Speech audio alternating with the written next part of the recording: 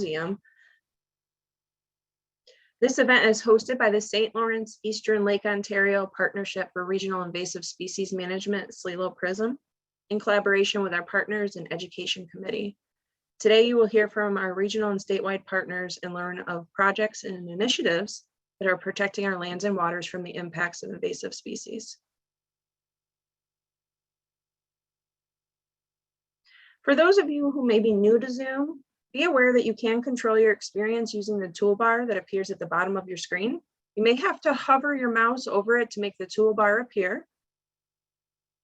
The microphone and video icon on the far left allows you to control your sound and your video. Please keep your video off unless you are presenting or engaging in a Q&A session. We also welcome you to utilize your chat box and ask questions along with available emojis on your toolbar. The symposium is recorded and a copy can be found on our website and on our YouTube channels.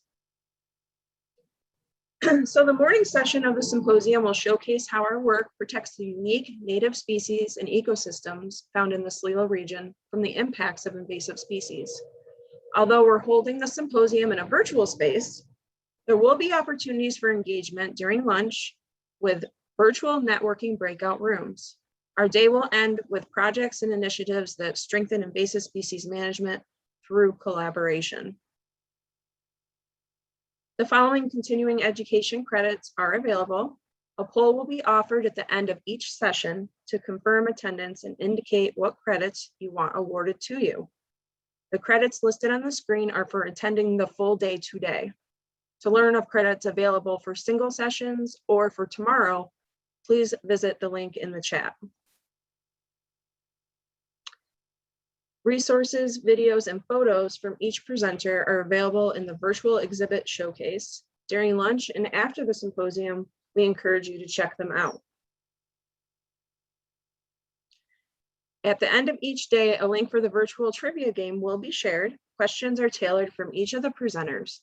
So the more sessions you attend, the better your chances are to win the cool prizes donated by our partners.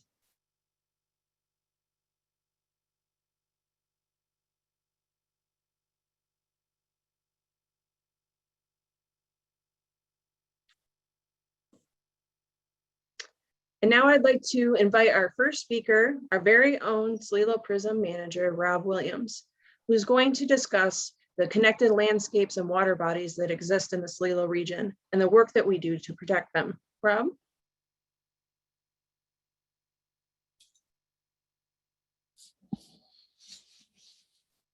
Thank you, Megan, and good morning, everyone.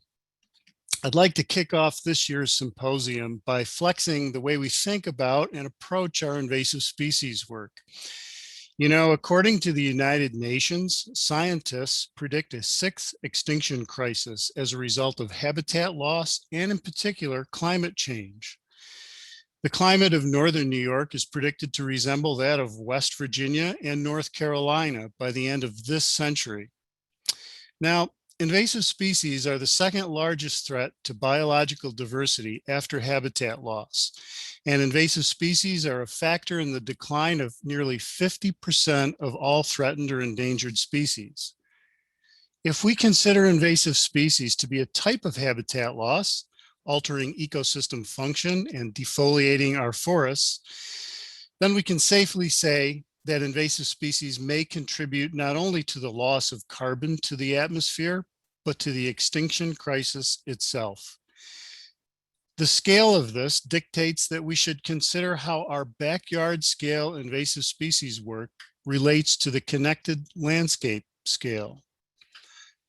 The Nature Conservancy's science team has identified a network of what we call resilient and connected lands, which, if protected and conserved, will allow these habitats to be more resilient to external stressors on a grander, more impactful scale. What we do in the core forest of Tug Hill helps to protect the entire 750,000 acre forest, including the entire Blue Ridge to Boreal forest system. What we do in the Oswego River serves to protect the Finger Lakes, Oneida Lake, and hundreds of miles of inland waterways within New York, not to mention the Great Lakes. Let's take a closer look.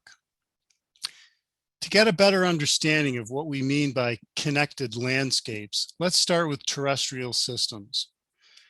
In the context of prevention, and by prevention we mean either preventing a new introduction or preventing the spread of an existing invasive species, we must understand that what we do in our private woodlots, such as preventing the introduction or establishment of an invasive forest pest, helps to protect forests that are interconnected, such as the Berkshires, the Catskills, and various linkages.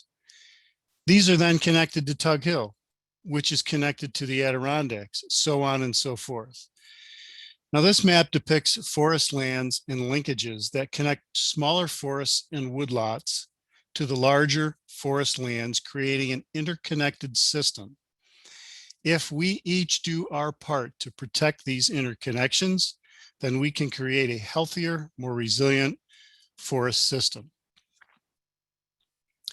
Expanding a little more, we see that Tug Hill then connects with the Adirondacks, which are then connected to the Algonquin Forest through the Frontanic Arch, which traverses through the Thousand Islands.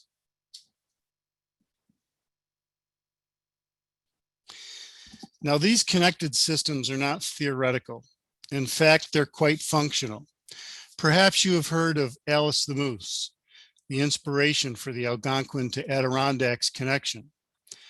Alice was a 700-pound female moose that was collared and released by the SUNY Environmental Science and Forestry Ecological Center.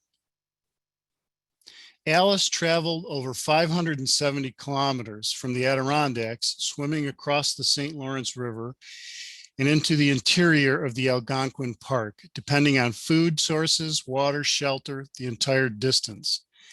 And by doing this, she revealed to us how important this linkage is to wildlife that share our natural resources with us. And so together, these smaller forest systems are connected to systems as large as the Blue Ridge to Boreal forest system.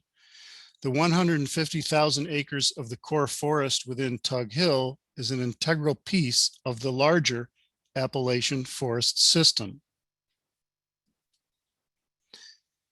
Therefore, what we do in our individual woodlots helps to protect the Tug Hill forest, which helps to protect connected Adirondacks, along with the entire 750 million acres of the connected Blue Ridge to Boreal landscape. Does it not?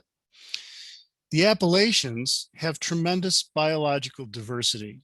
They hold massive carbon stocks critical to climate and crosses 16 states and 3 provinces. This scale of protection requires multiple partnerships and protection efforts, which when summed can have a lasting impact. The same concept of connected landscape protection applies in our aquatic conservation. And since aquatic ecosystems are often more directly connected than terrestrial, and in many cases more difficult to manage, prevention can be considered even more vital. Going a little deeper into connected freshwater systems, there are 1.6 million acres of surface water within the St. Lawrence, Eastern Lake Ontario region, respectively. Given that the Erie Canal connects Lake Erie and Lake Ontario to almost all of New York's inland water bodies, the prevention of even a single invasive species serves to protect all the Great Lakes, the Finger Lakes, Oneida Lake, and other inland water bodies that are connected to the canal. I should also point out that in our waterways, there are 2 types of connectivity: directly connected waterways, such as the aforementioned Erie Canal shown here in yellow, and other directly connected waterways, such as those connected to the St. Lawrence River shown here in red. Directly connected water allows for aquatic invasive species to move bidirectional into and out of any water that's connected. Those that are indirectly connected can be contaminated by invasive species through natural and, more importantly, cultural mechanisms. So a little perspective here. What we do in the Erie Canal of New York State can impact Lake Ontario, which is connected to the Great Lakes, which are connected to the Mississippi River through the Chicago River and the Calumet River, and a series of connected or interconnected canal systems. So the next time we hear about piranhas in the Mississippi or Asian carp in the Chicago River, should we worry? Should the folks in Lake Erie worry about potential snakehead and tributaries of the Hudson River? So if through our partnerships and collaborations, we prevent a single forest pest from entering Tug Hill, then we've done our part to protect the entire connected landscape. If we prevent an invasive fish from entering the Erie Canal, then we've done our part to protect hundreds of miles of inland waterways. Same with Lake Ontario and the Great Lakes. In fact, a recent assessment by our PRISM and the Nature Conservancy regarding connectivity resulted in metrics that suggest that the 478 acres that SLELO PRISM directly manages results in a total landscape protection of nearly 5.7 million acres. This includes our work on terrestrial and aquatic landscapes. A comprehensive program with multiple partnerships spread across a large terrestrial or freshwater system can do wonders at protecting these resources. And a large-scale effort to protect the same becomes the sum of its smaller parts. So if you think your work is not important, it is. And by working together, we all can make a difference. So in closing and throughout the symposium over the next couple of days, think about connectivity as you approach your work. Protecting our lands and waters from the impacts of invasive species while simultaneously addressing a changing climate go hand in hand. To be genuinely effective, we should consider the bigger picture of resilient and connected landscapes. And remember, in the spirit of nature, everything is connected. Thank you. Excellent. Thank you, Rob. So yes, nature truly knows no boundaries. Invasive species work that we do in the SLELO region, it has impacts that reach far beyond the Miami County lines and borders in our areas. So our next speaker is Emily Sheridan, the Eastern Great Lakes Watershed Coordinator with the New York State Department of Environmental Conservation and Natural Heritage Trust. Emily is going to discuss our region's water resources, how they are threatened by invasive species, and the actions we can take to protect them.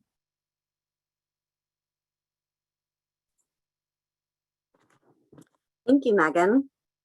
Can everyone hear me? Yes. Great. I'm going to go ahead and pull up my presentation. Can you see that? Yep. Let me turn it on to presentation view and make sure that my presenter view is off. How does everything You're ready look? to go. You are golden. Take it away.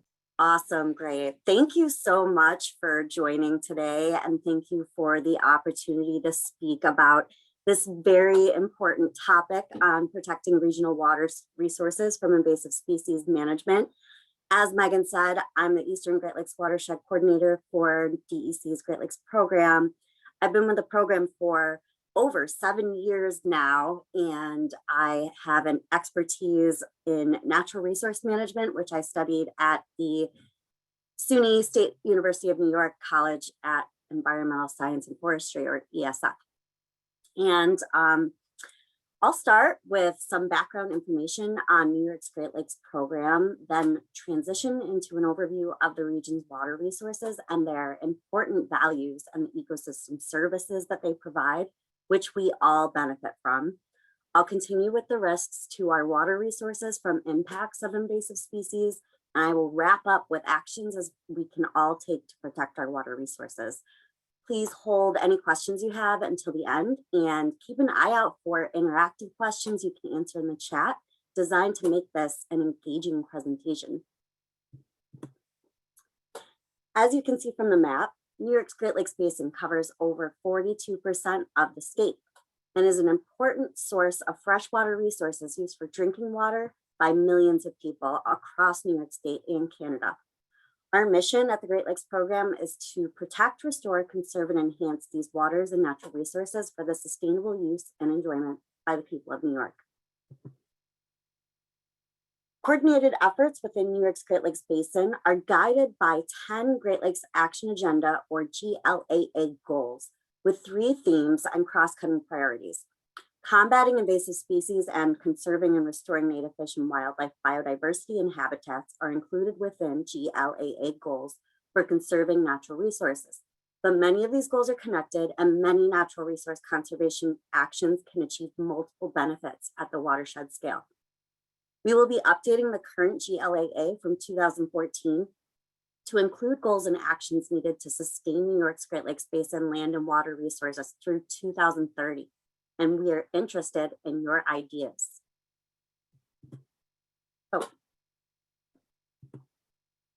Our program applies an ecosystem-based management approach, or EBM, to balance the needs of people, nature, and economies through science-informed decision-making.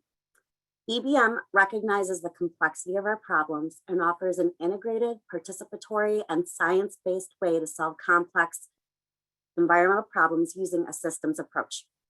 This approach within New York's Great Lakes Basin was called for under the authority of the 2006 New York State Ocean and Great Lakes Ecosystem Conservation Act within Article 14 of New York's Environmental Conservation Law.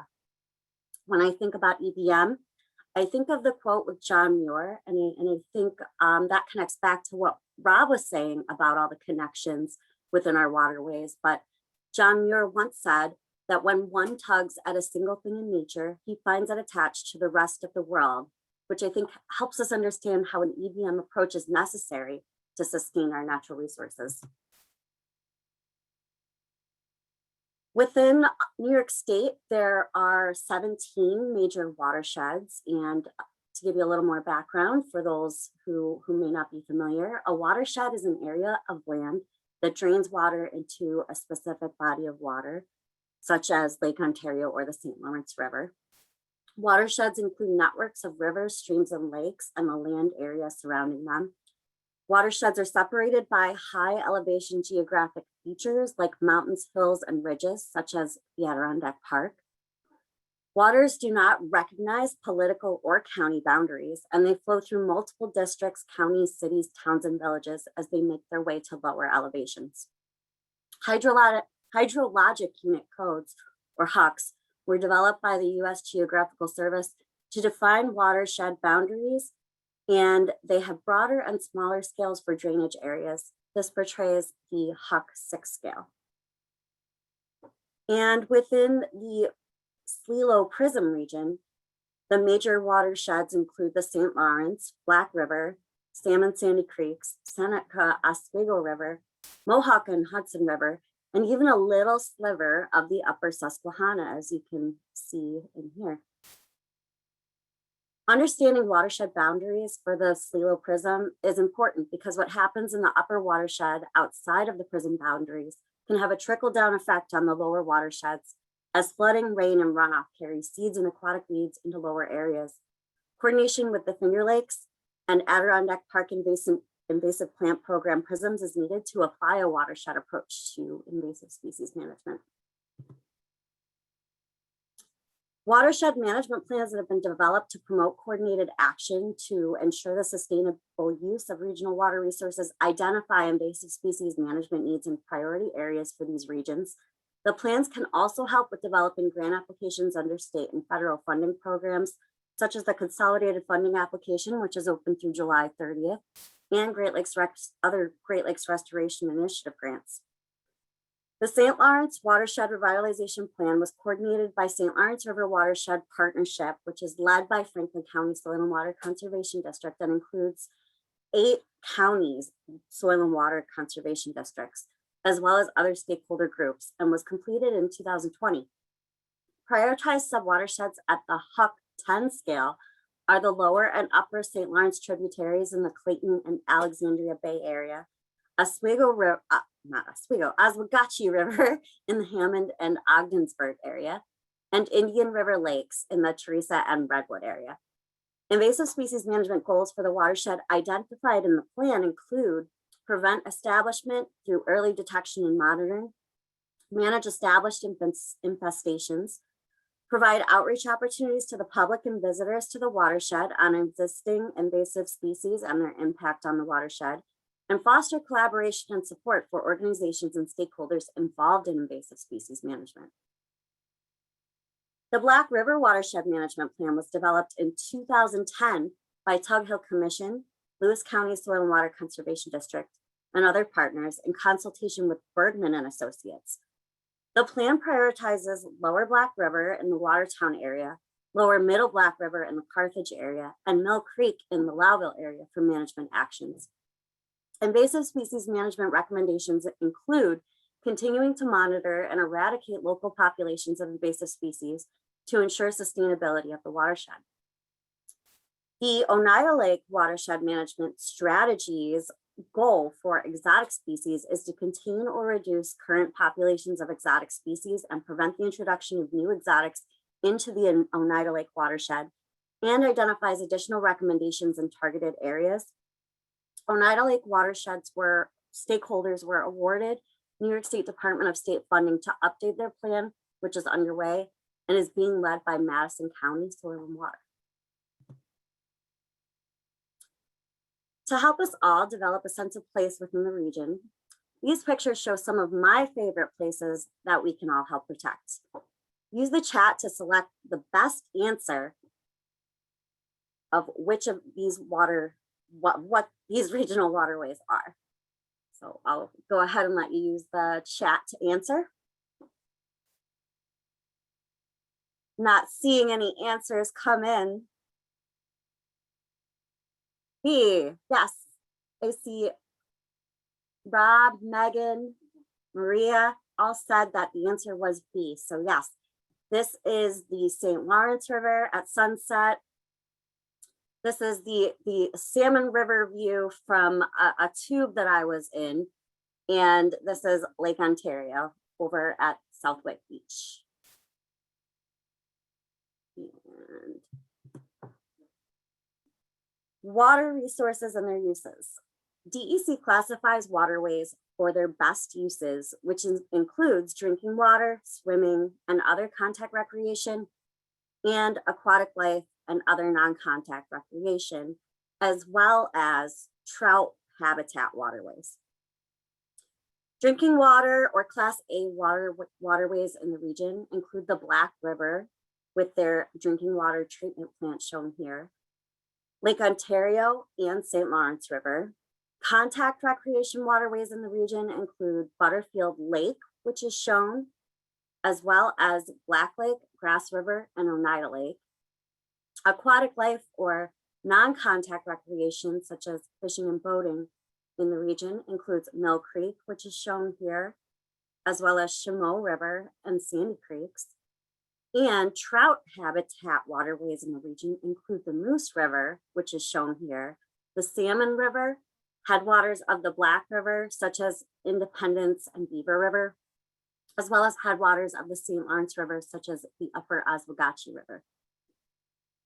More information about the classification of a water body and any impairments it may face can be accessed from the DEC info locator, which is included here as a link, but I believe it's also a resource on the SLELO PRISM Symposium page, as well as DEC's Environmental Resource Mapper. Additional values for our water resources include economic. For example, New York freshwater fishing generates more than $2 billion annually, according to DEC angler surveys. And the Trust for Public Lands estimates that wetlands provide ecosystem services, such as water quality protection, flood control, and fish and wildlife habitat that can be valued at $4,120 an acre annually.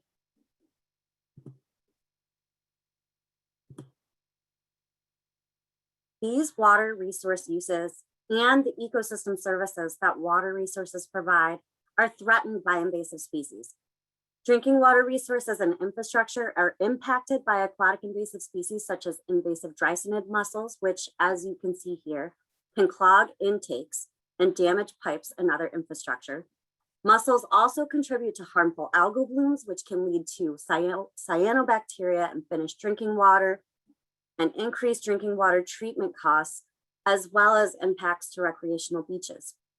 Research has also linked mussel foraging by round goby to botulism outbreaks in birds. Recreational use of lakes are impacted by aquatic invasive species such as Eurasian water milfoil, curly-leaf pondweed, and water chestnut, as you can see in the photo here, which create thick underwater beds of vegetation that prevent boats, jet skis, and non-motorized watercraft from navigating safely. The forest sea lamprey control, which is now led by the Great Lakes Fishery Commission, invasive sea lamprey killed more than 100 million pounds of Great Lakes fish annually, impacting the basin-wide Great Lakes fishery that is valued at $7 billion annually. Forested streambanks and riparian waterways, such as this is Feltz Creek here in Jefferson County, which, as you can see, is surrounded by hemlock trees. And these hemlock trees are all at risk from the hemlock woolly adelgid. And as these trees on this riparian area die off, they threaten this creek, especially the cold water found in many streams in the region that provide important trout habitat. And not only is hemlock at risk, but Japanese knotweed, which has a much more brittle root structure than native vegetation like alder, can contribute to increased erosion along our stream banks. Non-native Phragmites threaten the value of wetlands by changing hydrology, salinity, native plant communities, and habitat structure, and can reduce the presence of native fish and wildlife, such as northern pike and breeding marsh birds like the black tern. And these are a couple of great examples of how invasive species threaten our water resources, but there are many more. I would encourage you to check out the Invasive Species Clearinghouse to learn about additional invasive species that are threatening our water resources. So moving along into the final portion of this presentation on protecting our water resources. Prevention, monitoring, controlling, planting native, and educating others are key strategies for protecting water resources from invasive species impacts that threaten best uses that we depend on for our health and well-being. For each strategy, I will detail ongoing actions that are managing invasive species impacts to water resources.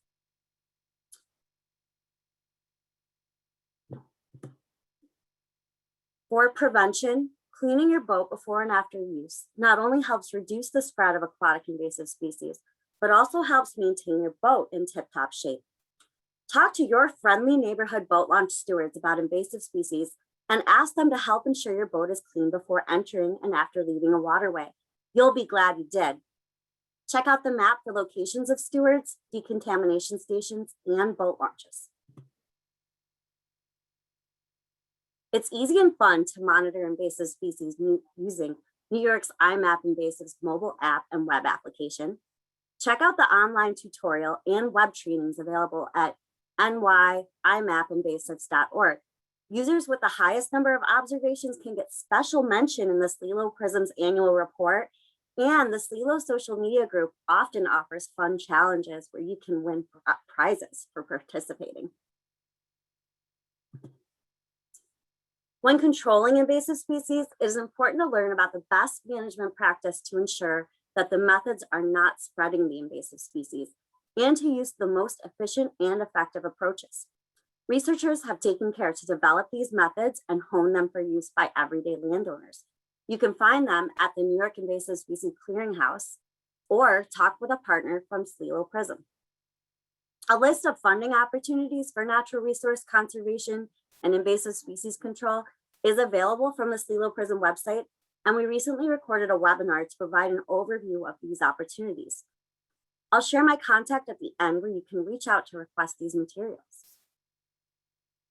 We recently worked with New York Sea Grant's Great Lakes Coastal Processes Specialist, Roy Wedrig, who developed guidance on working with nature to protect New York's Great Lakes shorelines.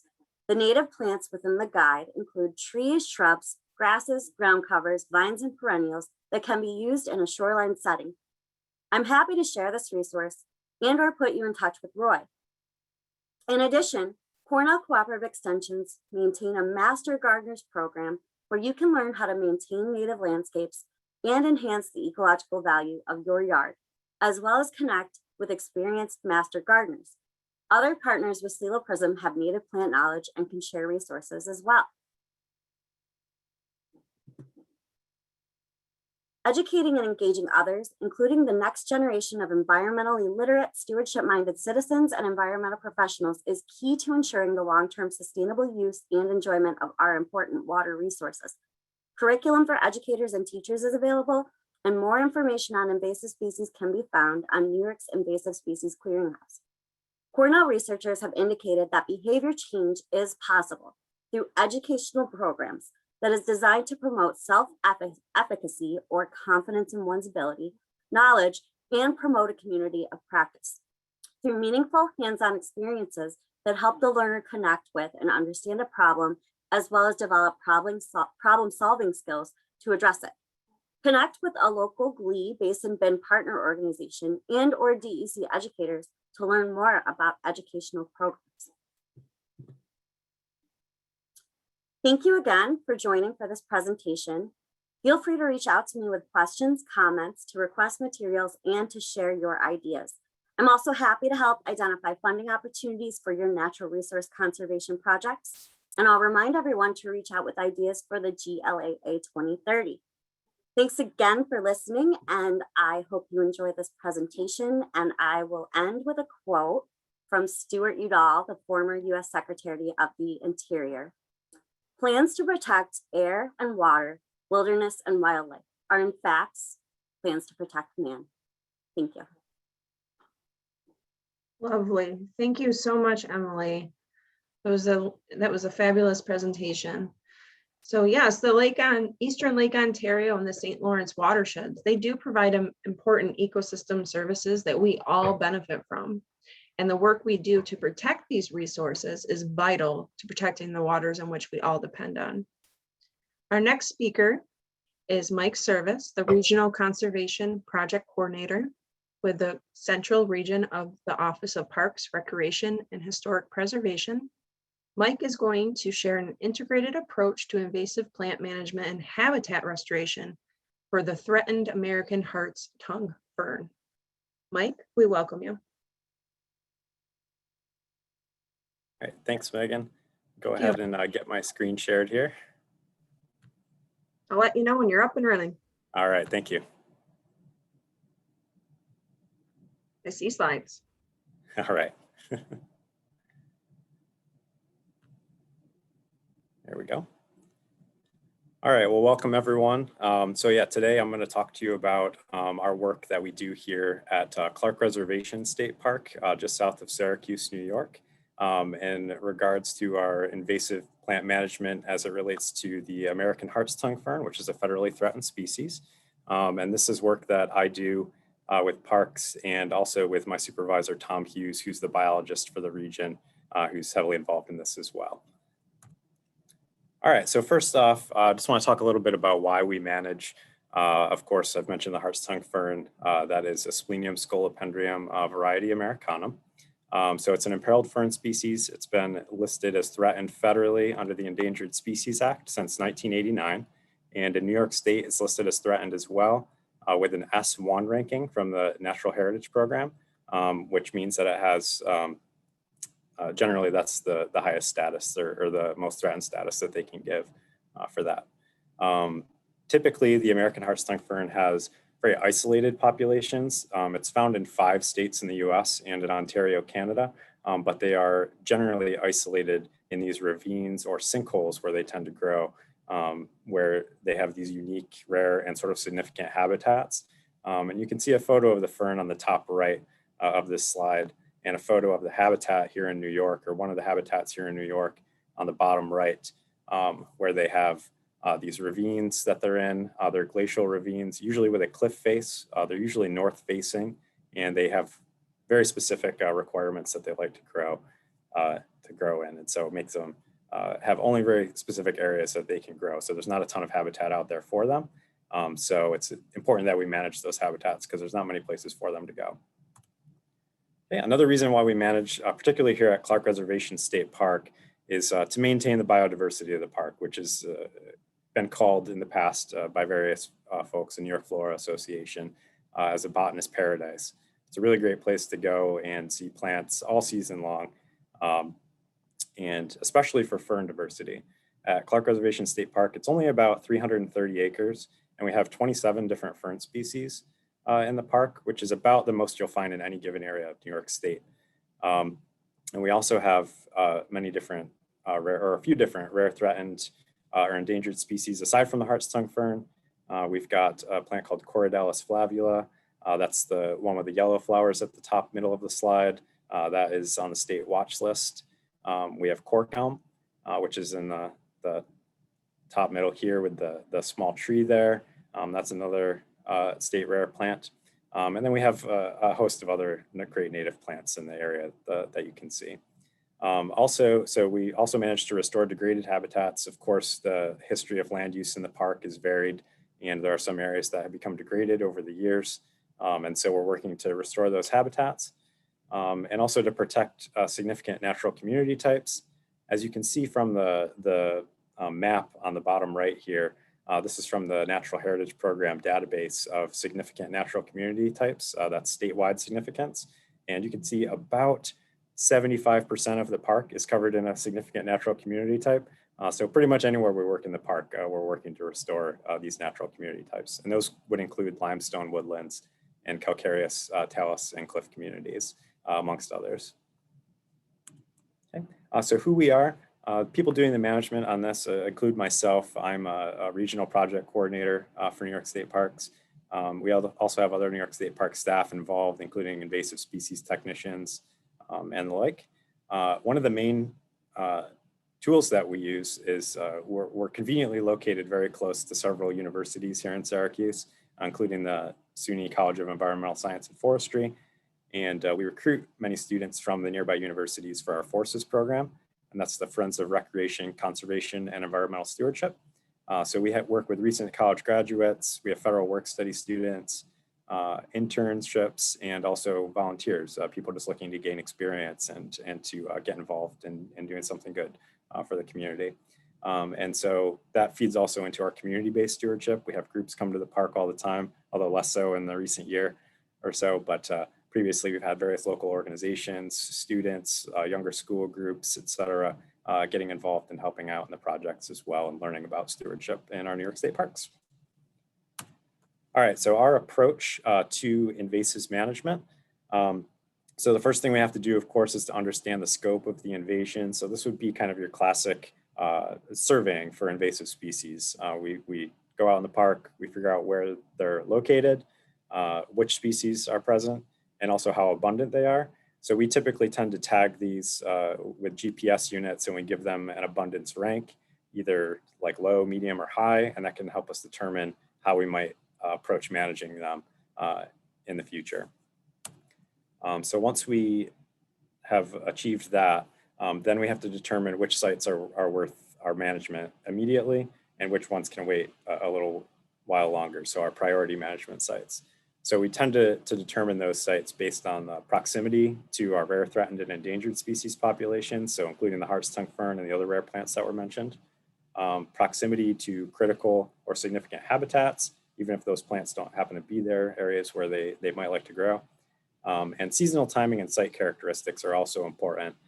This map that we've made on the right-hand side shows larger populations of the invasive pale swallowwort in the park, and also it ranks them by how much light they're getting. So are they getting full sun? Are they getting mixed light or partial shade? Or are they in full shade? And that can help us determine, down to a matter of weeks, which populations we want to manage first, and then continue on from there, because they'll obviously flower and fruit earlier in full sun as compared to full shade. So we kind of attack it that way. Okay.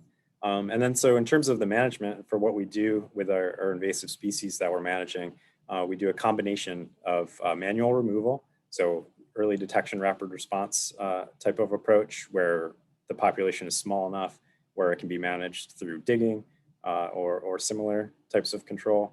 And then of course we monitor and follow up as needed, which usually requires several years of work.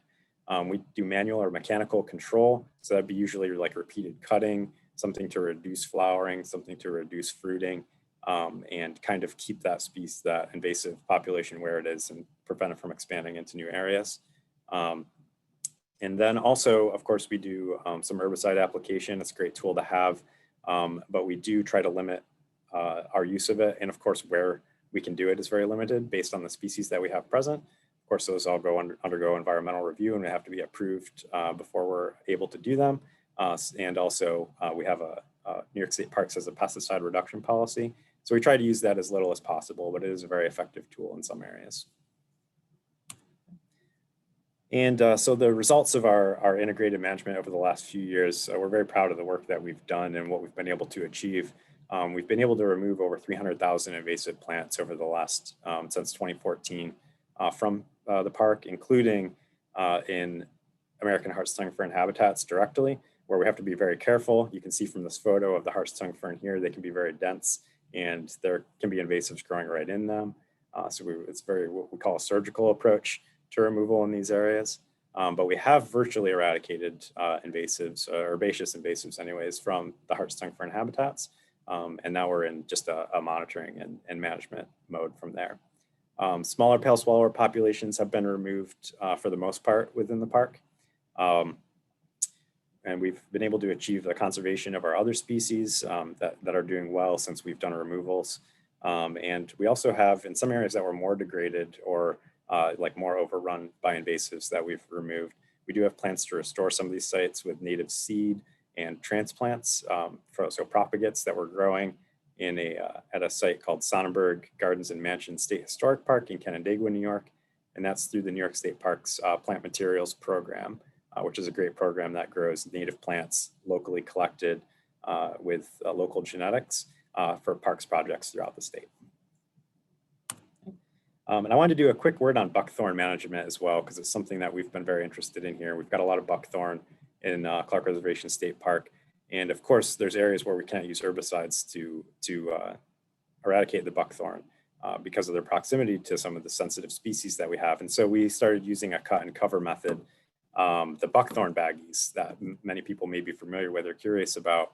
And so we started using this method. What we found is it is cost effective. It's fairly cheap to do. It's about 40 cents a stump for the supplies, and the materials are reusable. You can take the plastic bags that you cover the stumps with and of course use them and other stumps after they've died. And initially we were pleased with the results. However, as we checked the stumps further, and after 18 months, we found there was only about a 15% kill ratio. You can see on the graph at the bottom right here, the number of stumps that were still alive after 18 months are the blue bars, and the ones that were actually killed as a result of the treatment in the orange bars. So we didn't get that great of control. The reasons for that are we're not 100% sure. However, I do suspect it's because we're removing buckthorn in areas where there's either partial or full shade in a lot of areas, so they don't get solarized. They don't get hit by the sun a lot, which is kind of the mechanism that helps to kill the stump. And so we think that that could be an issue for it. But unfortunately, we haven't seen great success with this, although we were hoping that we would have better. So moving on in terms of restoration for the harts-tongue fern specifically, and past the habitats that they live in, but for the species specifically, again, I mentioned the plant materials program at Sonnenberg Gardens. We have a propagation and reintroduction program for the harts-tongue fern that we're running out of Sonnenberg Gardens at the plant materials program. That was work that was initially done at SUNY ESF, so the College of Environmental Science and Forestry here in Syracuse, in the lab of Dr. Danny Fernando. He was my advisor for my thesis research, which was focused on propagation and reintroduction of American harts-tongue fern. And since 2015, we've augmented 3 populations of American harts-tongue fern, and there's only 16 populations in New York State. So we've managed to augment a decent percentage of the populations. And also we've created 2 new populations, one at Clark Reservation, and also more recently, actually just last week, we were able to plant 200 ferns at the Three Falls Woods site. It's a Central New York Land Trust property in Manlius, New York, just last week. And so we're hoping that they do well there. That's a site where there's legend that they had been there, although there's no confirmed results or no confirmed occurrences there, but it has really great habitat. So we're hoping that they take well to that site. Those will be monitored for the next several years, of course. Okay. And of course, so from our original transplants that we did way back in 2015, we did monitor those. We continue to monitor those to this day, actually. And so basically, to give you a breakdown as to what we do for plant reintroduction, we did 4 transplant types. So these were different ages or life stages, and also different levels of acclimatization. So ones that were only acclimatized to greenhouse conditions before they were placed out, and then ones that were hardened off more by putting them into outdoor conditions for about a year before they were placed out. So we basically wanted to see how long do you have to grow them for and how tough do they have to be before you put them out, and they have some appreciable survival on the other end. Basically what we found showing in this graph here is the bar on the top here, or this line on the top here. This represents immature plants that were hardened off outside prior to being then transplanted in their final locations. And you can see that the survival of those transplants was significantly higher than any of the other transplant types. So those would be younger life stages and ones that were only greenhouse acclimatized. And so basically, I'll go into what our significant findings are for that in the next slide. But more or less, hardening off the ferns was found to be a significant thing. And you can see after about 3 years to 4 years, this is months after transplanting on the bottom, we've been monitoring them for several years now. The survival sort of stabilized after that 3-year point. And so we're thinking that the ones that are still currently surviving out there now will continue to survive for a while. And we're looking for reproduction, which is the ultimate success or your benchmark of success in plant reintroduction. There are many plants that have matured, although we're not really seeing a lot of reproduction yet or recruitment yet, although we hope to see that in the near future.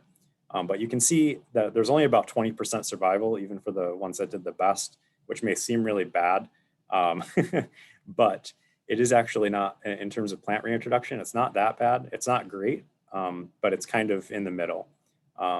Some species do better with reintroduction, some don't have any success at all or very, very little success.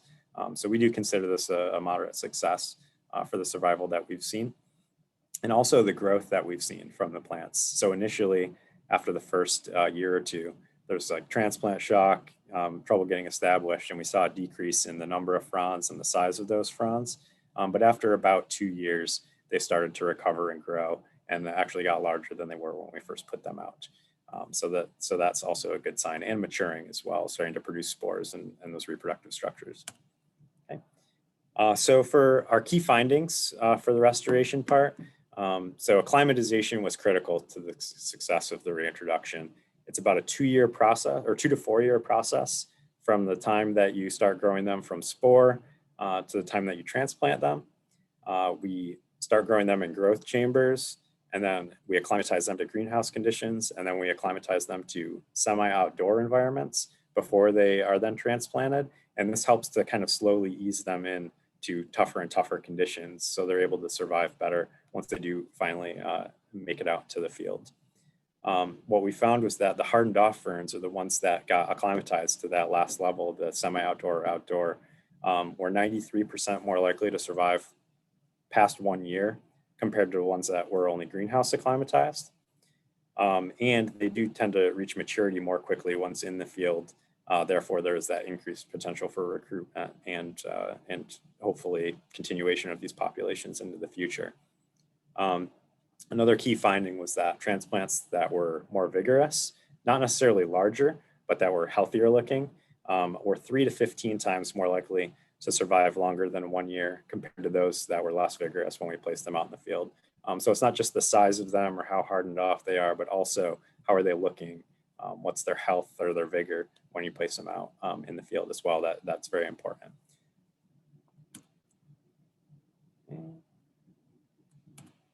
Okay, and I just got one slide here. Just wanted to show you, this was from about 3 weeks ago, maybe a month ago. This was one of our transplants from 2015 that's just doing really, really well out in the field. You can see the new fronds are unfurling for this new season here. You can see the old fronds laying flat on the ground. That'll deteriorate over the course of the season. And you can see with the old fronds, there's a lot of little lines. You can see them through the top. And that's actually the sori, which you would see better from the underside.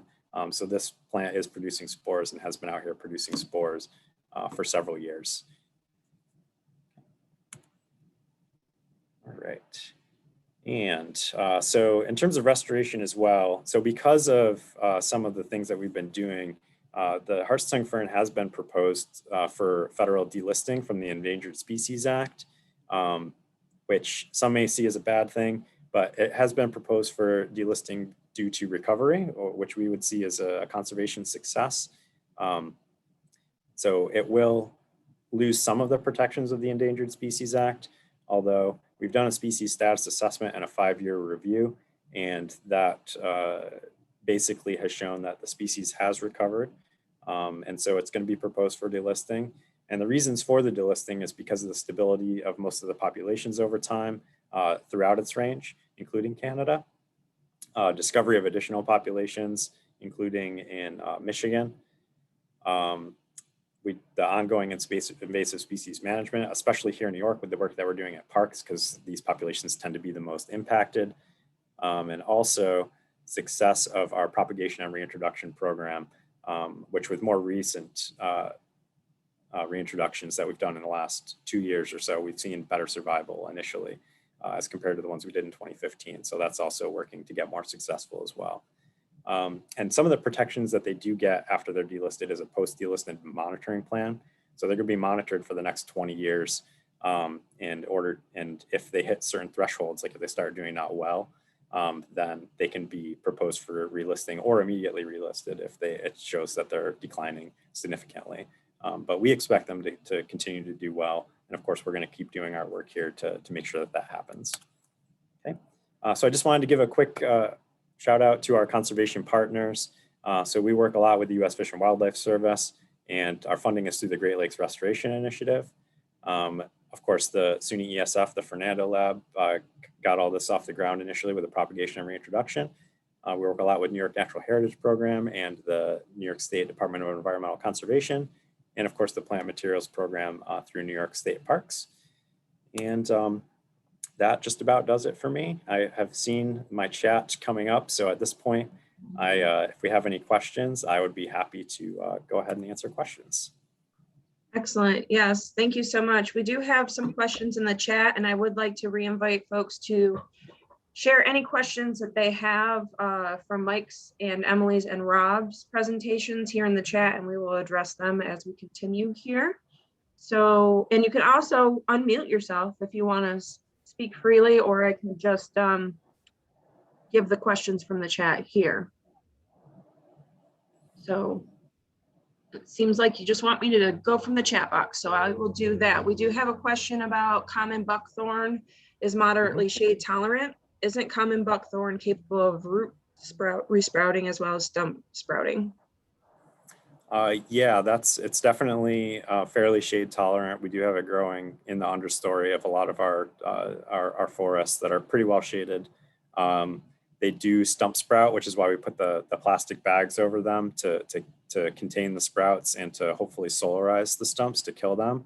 But they do have, in situations, especially where they're growing over rocks and things where we can't get the bags over the roots that are exposed at the surface, they can shoot from those roots that are exposed as well. Although I don't see them shooting out from roots that are under the ground, only ones that are exposed in certain and usually pretty rare situations. But yes, root sprouting or stump sprouting is pretty significant. If you just cut them and don't bag them or don't do anything, then you will see a lot of stump sprouting, yes. Thank you. And this is a sort of a loaded question. So someone is asking, what can we do to help protect the plants that are threatened? If you could just give a couple easy things that anybody could do, and then maybe some resources that we could share. Yeah, absolutely. So there's actually a lot that you can do either passively or actively to help protect threatened plants. Of course, we'd always ask when we're in our state parks or other managed areas like DEC, et cetera, to allow our staff that has the expertise and the experience to actively manage them to just allow us to do that. However, as maybe visiting these areas, most important things are like staying on the trails, not damaging areas. A lot of people tend to wander off and do this and that, and sometimes you can impact these species that way. So just following the rules of the area that you're in is usually great. Not collecting things, of course, from parks or properties where you're not supposed to collect them or you don't have permission is a big one. But what you can do to get more actively involved is, like we've mentioned through our forces program or through other volunteer programs. I know the DEC has some programs as well. Contact them, see what kind of work could be done. If you want to join us for a day or two, or sometimes we have events like I Love My Park Day, which was last month, where you can go and, remove some garlic mustard or dig out some swallowwort. And that's a good way to get involved to help actively manage these things as well. And that's very helpful for us too. Excellent. We've got another question about the buckthorn bagging. Do the sprouts grow through the bag, or do the bags actually break down and fail? Yeah, that's a good question. So one thing that we monitored was damage to the bags. What we found was that there's very limited damage to the bags, and we actually double bagged in most cases just to be sure that the bags wouldn't open up and the sprouts wouldn't grow through the bags. So typically it wasn't the bags breaking down. Usually it was sprouts growing. The sprouts will tend to grow in the bag. So when we take it off, you can see all the sprouts still in the bag, just not escaping. But the stump is still alive. So if we took the bag off, it would just grow like normal. But oftentimes the shoots did escape from underneath the bags as well. So what we found we had to do is we had to cut those off and then place rocks like around the base of the bags, or do something to keep the sprouts from going underneath the bag, which was a common issue that we came across. No matter how well you got it down, the sprouts or the shoots tend to find a way out about half of the time or so, at least in our case. Okay. We'll have to pause on questions to stay on time, but Mike and everybody else that's knowledgeable on this topic, feel free to answer some questions that are remaining in the chat. And for the question about multiflora rose and buckthorn, which one's more invasive, I highly suggest visiting imapinvasives.org and doing a filter on those two species, and you can see where it's been confirmed in the area, or reaching out to our terrestrial coordinator, Robert Smith, or Brittany, myself, or Rob to discuss that topic. Okay, so yeah, thank you very much for your amazing presentation. So restoration, as we know, is a very vital component to the success of invasive species management, and protecting threatened species like the American heart tongue fern is a real accomplishment. So thank you for sharing, Mike. Our next speaker is Paul Siskind, a local master naturalist and advocate, who is involved in an exciting project that protects native lilies from an invasive pest. Paul, I'd like to welcome you. Thanks. Can you hear me? I can. I'll let you know when you're up and running. Okay. Let me just share my screen. Everything look okay? Excellent. You can go. So thanks. Nice to meet everybody. I'm Paul Siskind. I live in Norwood, which is a small village north of Potsdam, and I'm a master naturalist. It's basically a hobby that I started after I retired from my career as a musician, and I backed into it from being an obsessive gardener. And so you'll see that this topic that I'm talking about today really connects with what Rob Williams talked about, with the idea of connecting ecosystems on private lands, and in this case, through gardens, individual ornamental gardens. So the topic is the lily leaf beetle, which is this little red bug here, which feeds on both ornamental, non-native, and also native lilies. So if you're not familiar with leaf beetles, they're part of a very, very large group. There are 35,000 different species of leaf beetles spread throughout the world, and most of them feed on only a narrow range of plants, and very often it's indicated in the common name. So for example, many gardeners are familiar with something called the potato bug. It also eats tomatoes, eggplants in the nightshade family. And then there's another species that feeds on only cereal type of grains, wheats, oats, barley. So each leaf beetle species has really just a very narrow range of plants that it feeds on. This particular beetle feeds only on lilies, and its native range is in the yellow on the map here, and it has actually started to spread across temperate North America. It was first found in Montreal in the 1940s, and it hadn't really spread. But then in the 1990s, it was found in Cambridge, Massachusetts, and there were no sightings between the two sites. So it's assumed that that was a second importation, and that second population started to spread, and it eventually merged with the Montreal population. So now it's actually, even though this map doesn't show it, it's been found as far west as Minnesota. And then it's also been found on the West Coast, and it's assumed that it got there by either on plants or in soil. It's called the lily leaf beetle because it feeds only on plants, feeds and breeds only on plants in the genus Lilium. It will also feed and breed on fritillaria in the early spring, but fritillaria goes dormant, and so the eggs can't go through the entire maturation through the larvae stage. So it really focuses on the true lilies, the bulbous lilies. It has been found in North America and also in Europe to feed on Solomon seal, and I put a question mark here because when I talk about the taxonomy, you'll see Solomon seal really isn't closely related to the true lilies, whereas twisted stalk, which looks very much like Solomon seal, is related to true lilies. It has been found to feed and sometimes lay eggs on those two, but it's very, very rare for the larvae to survive. So this is just a quick overview of the taxonomy to clarify what the word lily means, because people use the word lily to refer to a wide range of plants. It's kind of a dumping ground family for many decades. So it's now been divided up into smaller, more clear classifications. So within the family of lilies, there are three important subfamilies. And I've really focused on the ones that are important in the SLELO ecosystems, but also ones that gardeners might be familiar with. So there are the lilies, and then the Mariposa lilies, and then this much smaller subfamily of twisted stalk. And here's the photos here. These two here are a native species called blue bead lily.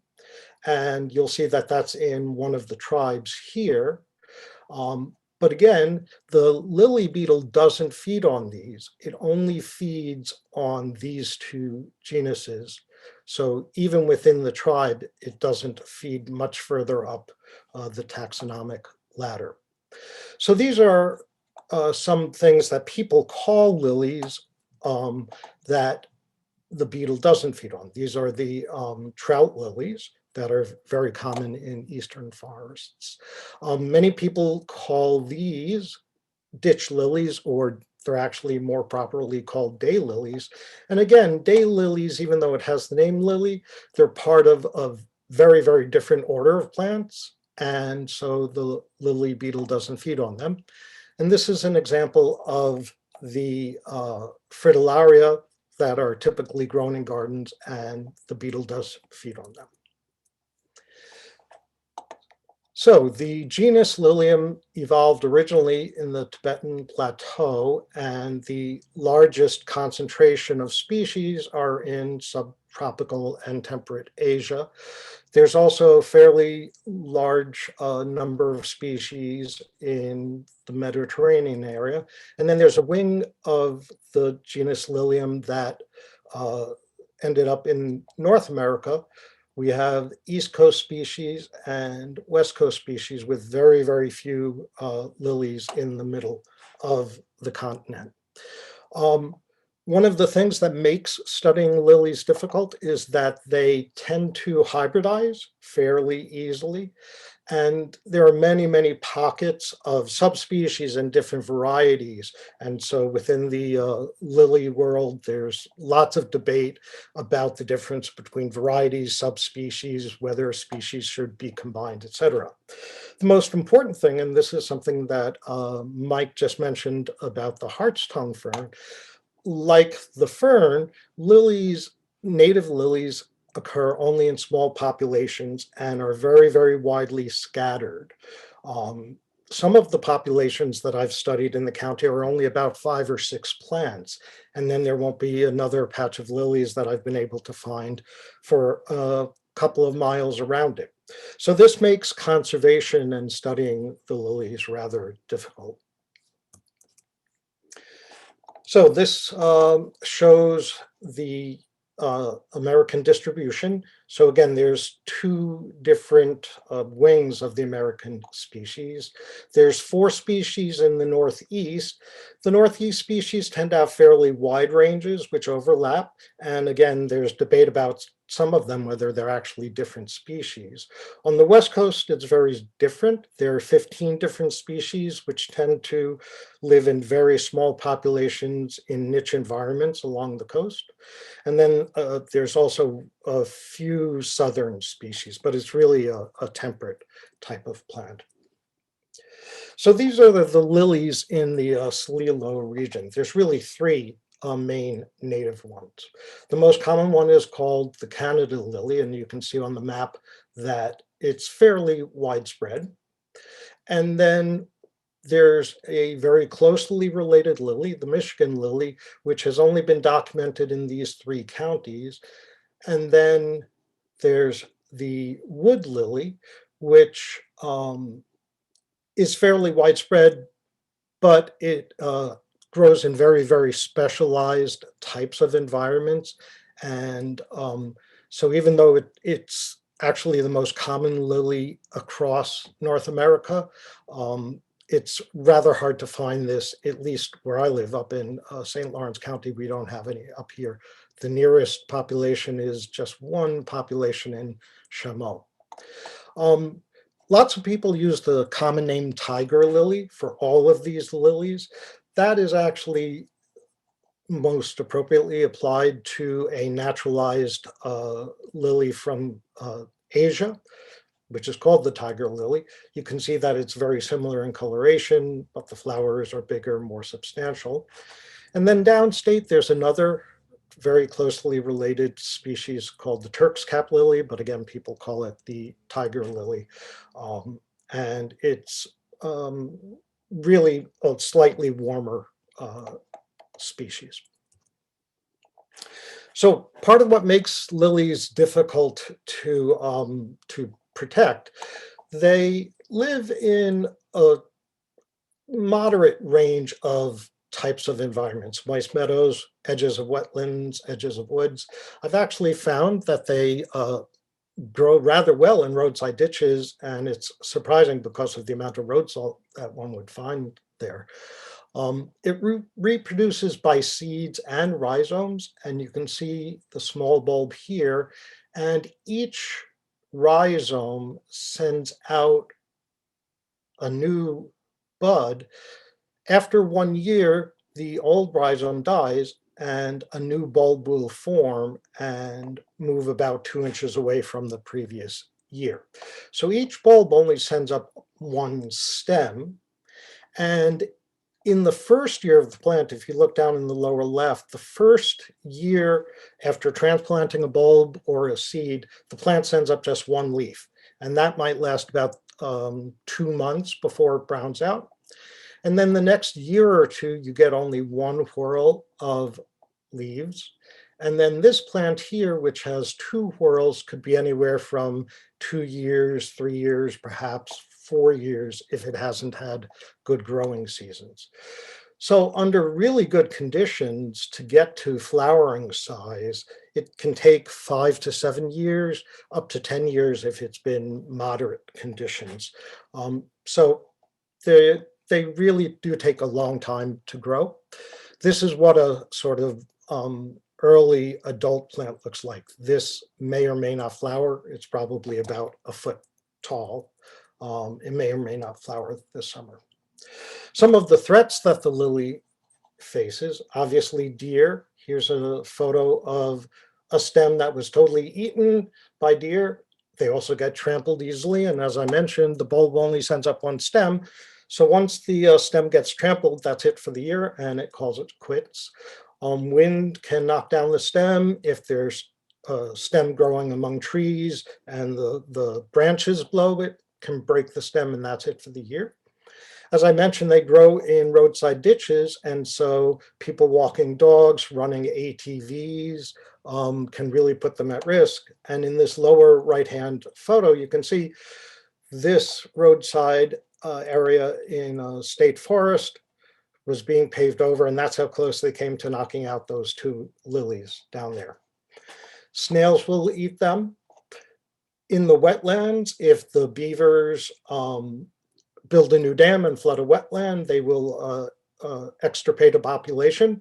This is a population that a friend of mine planted from some bulbs that I gave her, and the next year the beavers flooded them out, and that was the end of that.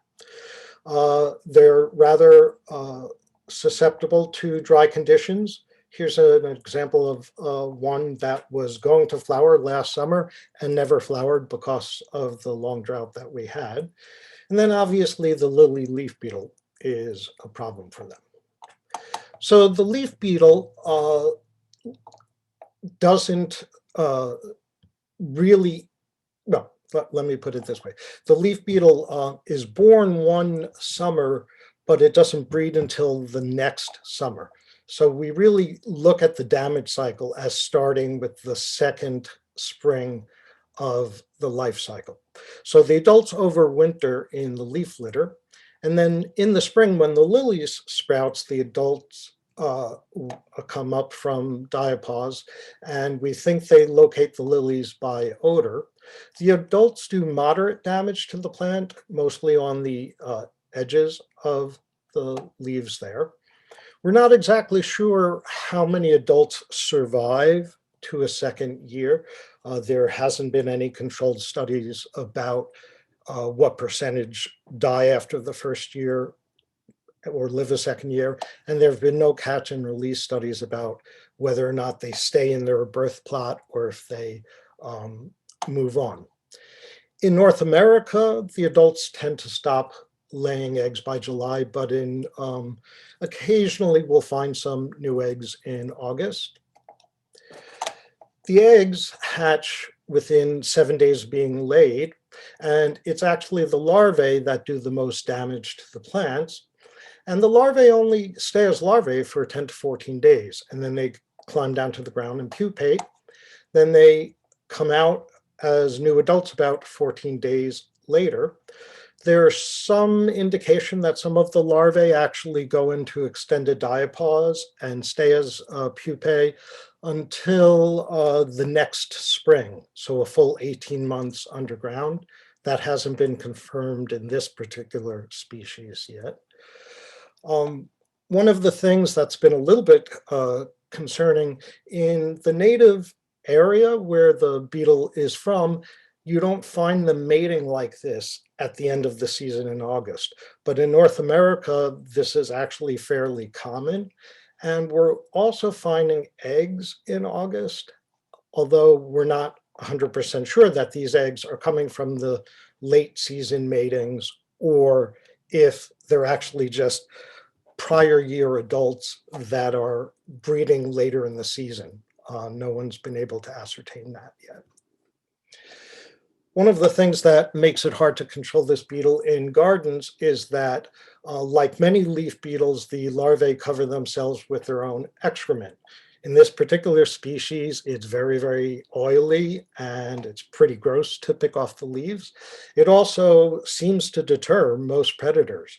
There are no natural predators in North America. If you scrape off or wash off the fecal shield, actually many birds and spiders will eat them, but the grub will put the fecal shield back on within 2-3 minutes.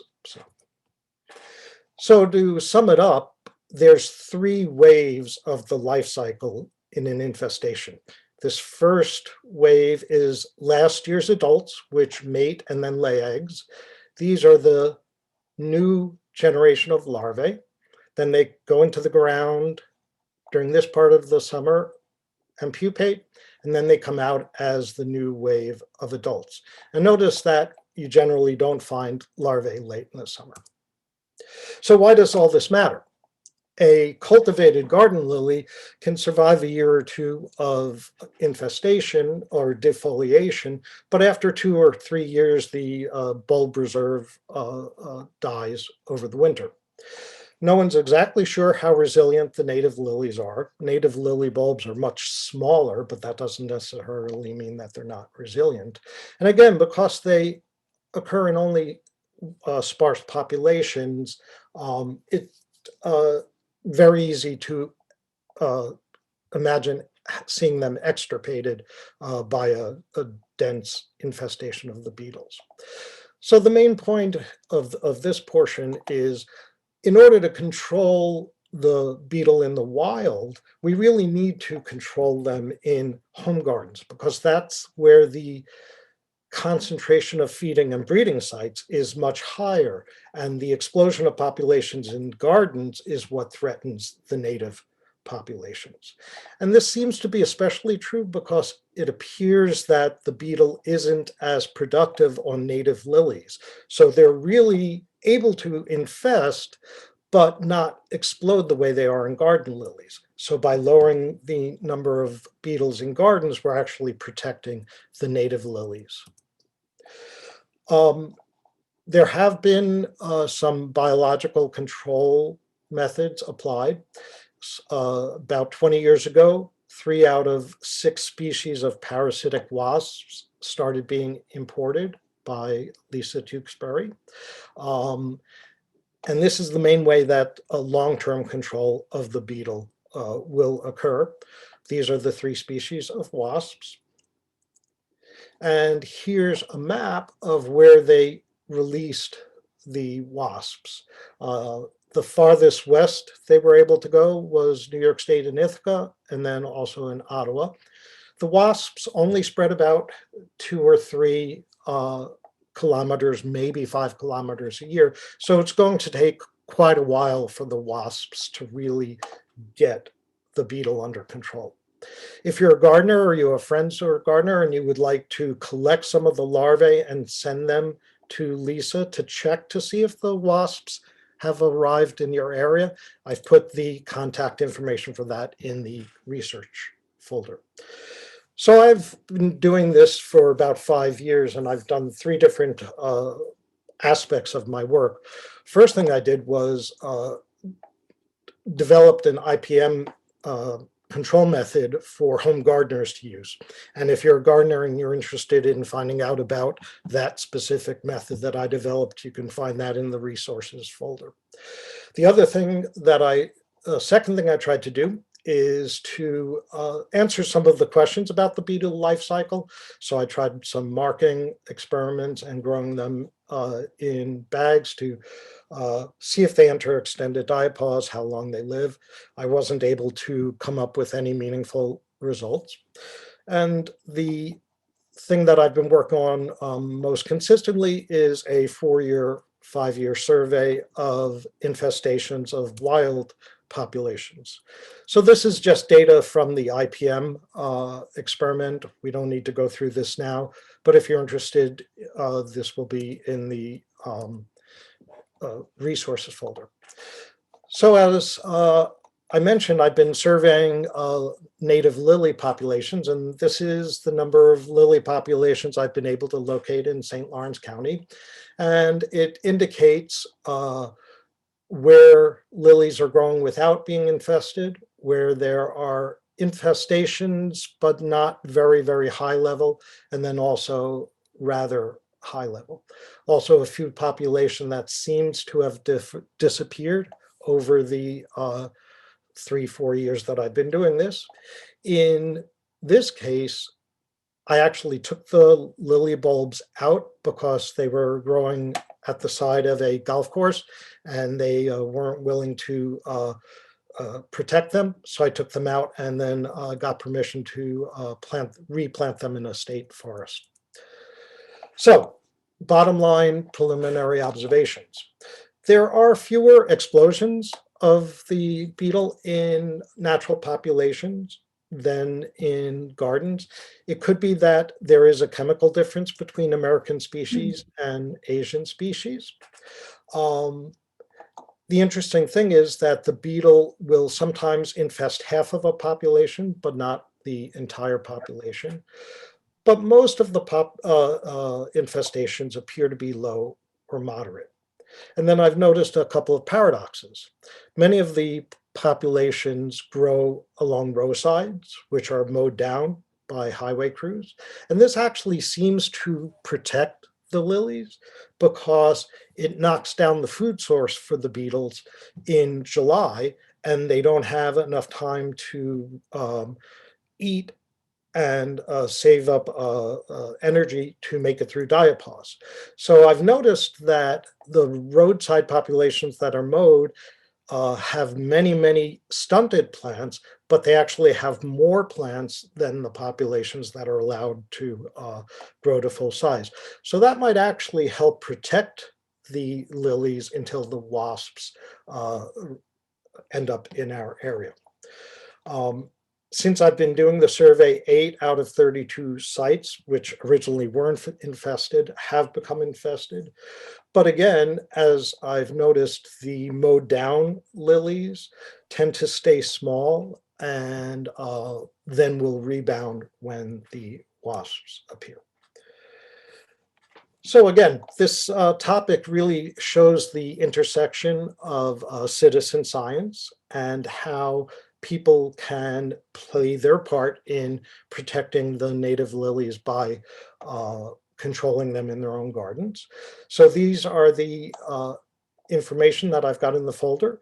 If you know of any populations in the SLELO region of Canada lilies, I'd like to know about them, so you can email me here. And as I mentioned, if you're a gardener or you have a friend who's a gardener and you'd like to find out if the wasp has arrived in your area, the contact information is in the resource folder. So. Excellent. Thank you so much, Paul. And I put a link to the folder that he's talking about. It's our virtual exhibits resources page. So you can check out all these resources that Paul and others are speaking about. We do have a couple questions. We'll have to be a little quick to stay on time. There is a question asking if the beetle eventually kills the lilies. In the garden, if a lily is totally defoliated, it will probably die within 2 to 3 years. Most of the garden lilies aren't rhizomatic, and so they will die.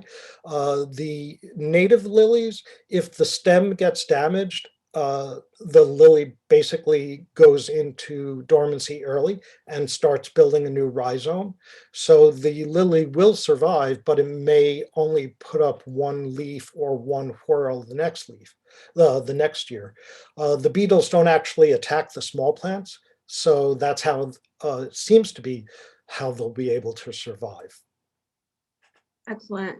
And there is interest in collaboration with Les Benedict is interested in reaching out to you with the St. Regis Mohawk tribe. So I believe that you'll have some offline correspondence with them. And then I had just a quick question. Is it safe to assume that I could get native lilies to plant in my own garden from some type of reputable nursery? And I know that there's been some mentioning of a plant materials program in previous presentations. I'm curious if maybe they provide them. American lilies aren't as popular commercially as the Asian and the European lilies.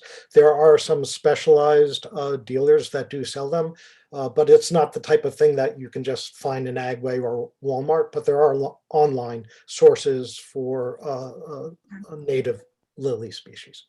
Maybe if you wouldn't mind, if you have some links to those, if you share them with me, I'll put them Sure. in your section. And because I'm interested in building a native plant population of a variety in my own yard. So thank you so much. Thanks. Okay, so our next speaker is Leslie Benedict with the St. Regis Mohawk Tribe. Les is going to speak about tribal resource connections to landscapes and ecological communities. Les, I'd like to welcome you. Thank you, Megan. Trying to get a handle on my controls here. I appreciate being invited to the symposium. I've heard some very good presentations so far. It's excellent, and hope to be able to connect with some of the folks that are making the presentations, as well as those that are attending. So yeah, so I'll be talking about tribal resource connection to landscapes and ecological communities, and trying to connect the SLELO PRISM area to a larger region as well, to provide a better understanding and an aspect that Native Americans share with regard to the resources. It's my understanding that this region is very unique, and its history goes back about 1 billion years, and I guess it's termed the Frontenac Ridge or Frontenac Arch. And Slides, Les, we're not seeing them. okay, yeah, I'll pull those up. Okay. Let's see. Didn't actually have those slides in there, but yeah, let's see if I can get this thing going here. There we go. There's the title of the presentation. But yes, the area is very unique geologically, and I think that's what's resulted in very unique flora and fauna that's found in the area and the ecology, the ecosystems. As Megan mentioned, I'm with the St. Regis Mohawk Tribe. I'm a lifelong member of the Akwesasne community. I've entered my 31st year working for the environmental division, so put a number of years in here, but probably about the same number of years with the Akwesasne Task Force on the Environment, where I've participated as black ash project coordinator, and it's resulted in working and managing black ash through the New York State DC Volunteer Stewardship Program, and consulted with other tribes and nations across the Northeast, New England, and into the Great Lakes for black ash management, as well as some state and federal agencies. And I've worked with the National Center for Gene Conservation Preservation in developing and delivering training courses to other First Nations and tribes on ash seed collection across the Great Lakes and Northeast. A couple pictures here. The one on the top left is a training at the Menominee Nation. Lower right hand is actually the far right in red is Bob Carfault, who is retired now. He's been part of the Purdue University and the Dry Bench, Georgia Seed Center. The other folks there, the guy on the left in yellow is my cohort working with black ash and writing a book about black ash and conservation. My presentation is just going to highlight the connections between Native American cultural practices and landscapes and ecological communities. And I plan on using black ash as an example. And hopefully I'll be able to show you the connections between the SLELO PRISM region, the Great Lakes, Northeastern United States, and Eastern and Maritime provinces of Canada. On the right-hand side, bottom corner is actually a wedding basket, a traditional wedding basket that's used in the traditional wedding ceremonies. That's made out of black ash. It's very, very important part of our cultural ceremonies. Here's the range of black ash that's in bright yellow or bright green on my screen here. And I contrast that to the SLELO PRISM region. You can see that the SLELO PRISM region is a subsection of the entire range of black ash. And here I'm showing you where the Native American black ash basketry range is. John Pigeon is from the Anishinaabe Nation in Michigan, but also the other First Nations in Minnesota and Wisconsin that utilize black ash. On the far right, representing the Mid-Atlantic Nation is the Inuit, among others, that use black ash in making baskets. And in the center is a picture of Richard David, who is from the Akwesasne community, who's demonstrating the use of black ash in making baskets. Cultural practices, that they're what connects us to our ancestors. They're very valuable in laws. Our communities have been spending a considerable amount of time and resources and renewing our lost practices and preserving those that are important to us. The beliefs in the laws and the laws that we call Daniela Goa are laid down by the roots of our culture and are very meaningful to us and are really for the betterment of our lives. They connect us to our, like I said, our ancestry. And they help us derive an understanding of the world from the natural orders of rhythms and cycles. And they include the animals and plants, as well as the natural features and conceptions to spirituality. And I've used the picture about the diagram of the phases of the moon to represent the natural features in our belief system, and how they actually play an important role in providing us with an understanding of the cycles of nature. Our practices reflect how we as a people and nature are dependent upon one another. Our cultural practices impress upon us how we are related and not above nature, but actually part of it. I've quoted Robin Kimmerer, who wrote the book Braiding Sweetgrass, who is a professor down at SUNY ESF. She states that reconnecting people and a landscape is as essential as reestablishing a proper hydrology or cleaning up of contaminants. It is the medicine for the earth. Continuing with the cultural practices, I mentioned the connection between human beings and nature. Deohado, Galiwatagwa is actually the words that become all else. You may have heard about this. It's the Thanksgiving address. It's typically used before the opening of gatherings. It makes us mindful of the practices for living in harmony with nature and acknowledges all of the beings that exist in nature, including the other celestial objects, the winds and the moon. And it's just spoken to address the powers of the natural world, which we value sometimes and equate with ecology or ecosystems and niches.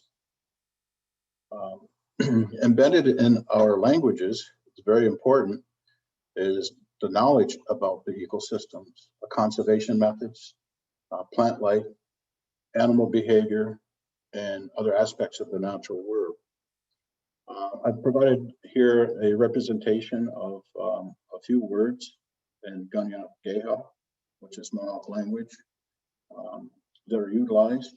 There are many other words and name places within North America, including New York State and including this region, the SLELO region, that have place names that were given to areas by the Mohawks. The first word is Gunjokwane. It's the place of the big fish. And the big fish is on the right in the picture. These are sturgeon that were harvested from this area back at the early part of the century. It's a very important fish to us. There was actually a town near Roosevelt Town. It was was called Neando, which stood for New York and Ontario Railway, which was a conduit for salmon roll to be taken down to New York City. The Deer River, or Oahu Gawandone, is the place of the cranes. It's also the Deer River, which is one of the rivers that flows into the St. Lawrence River watershed. Ganiakalio is a nice lake, is Lake Ontario. Akwesasne itself is the name for our territory, which is the land where the partridge roams. It's very important for North American tribes, Native American tribes, to have strong ties to their natural resources. They pass down stories and legends, and they illustrate important cultural principles through oral history. If I can extend that to some of the other nations that actually have a legend of black ash, the legend of Kokobanagan is told by the Anishinaabe people. It's the legend of the black ash basket.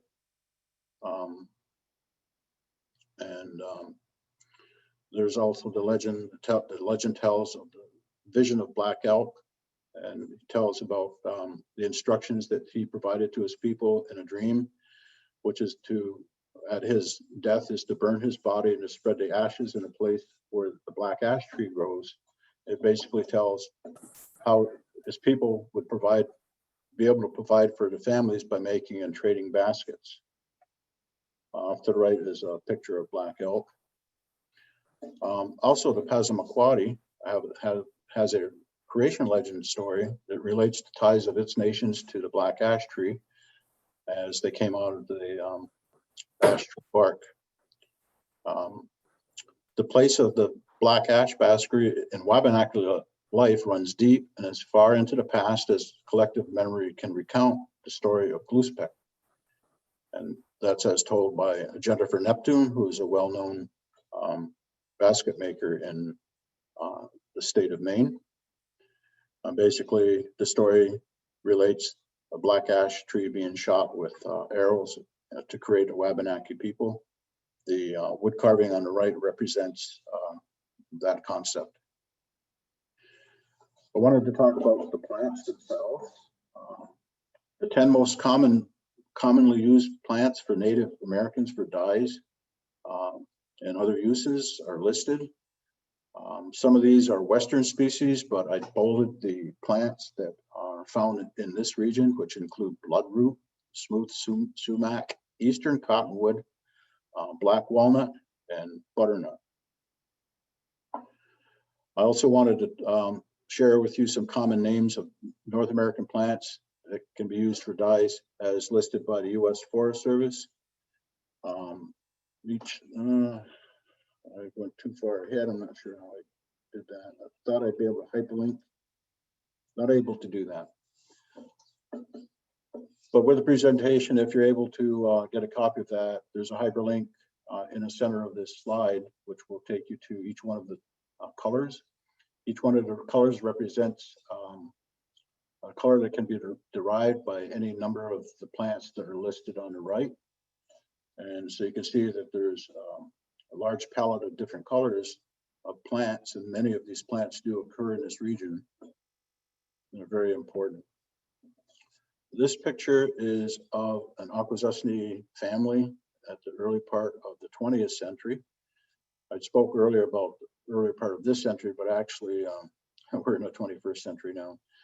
But this is actually in the 20th century. It depicts a family that's utilizing a very long black ash tree that has been pounded, and each one of the family members plays a different role, whether it's collecting the tree and pounding the tree for the splints or fabricating some of the splints. And you can see some of the younger folks are learning to make baskets.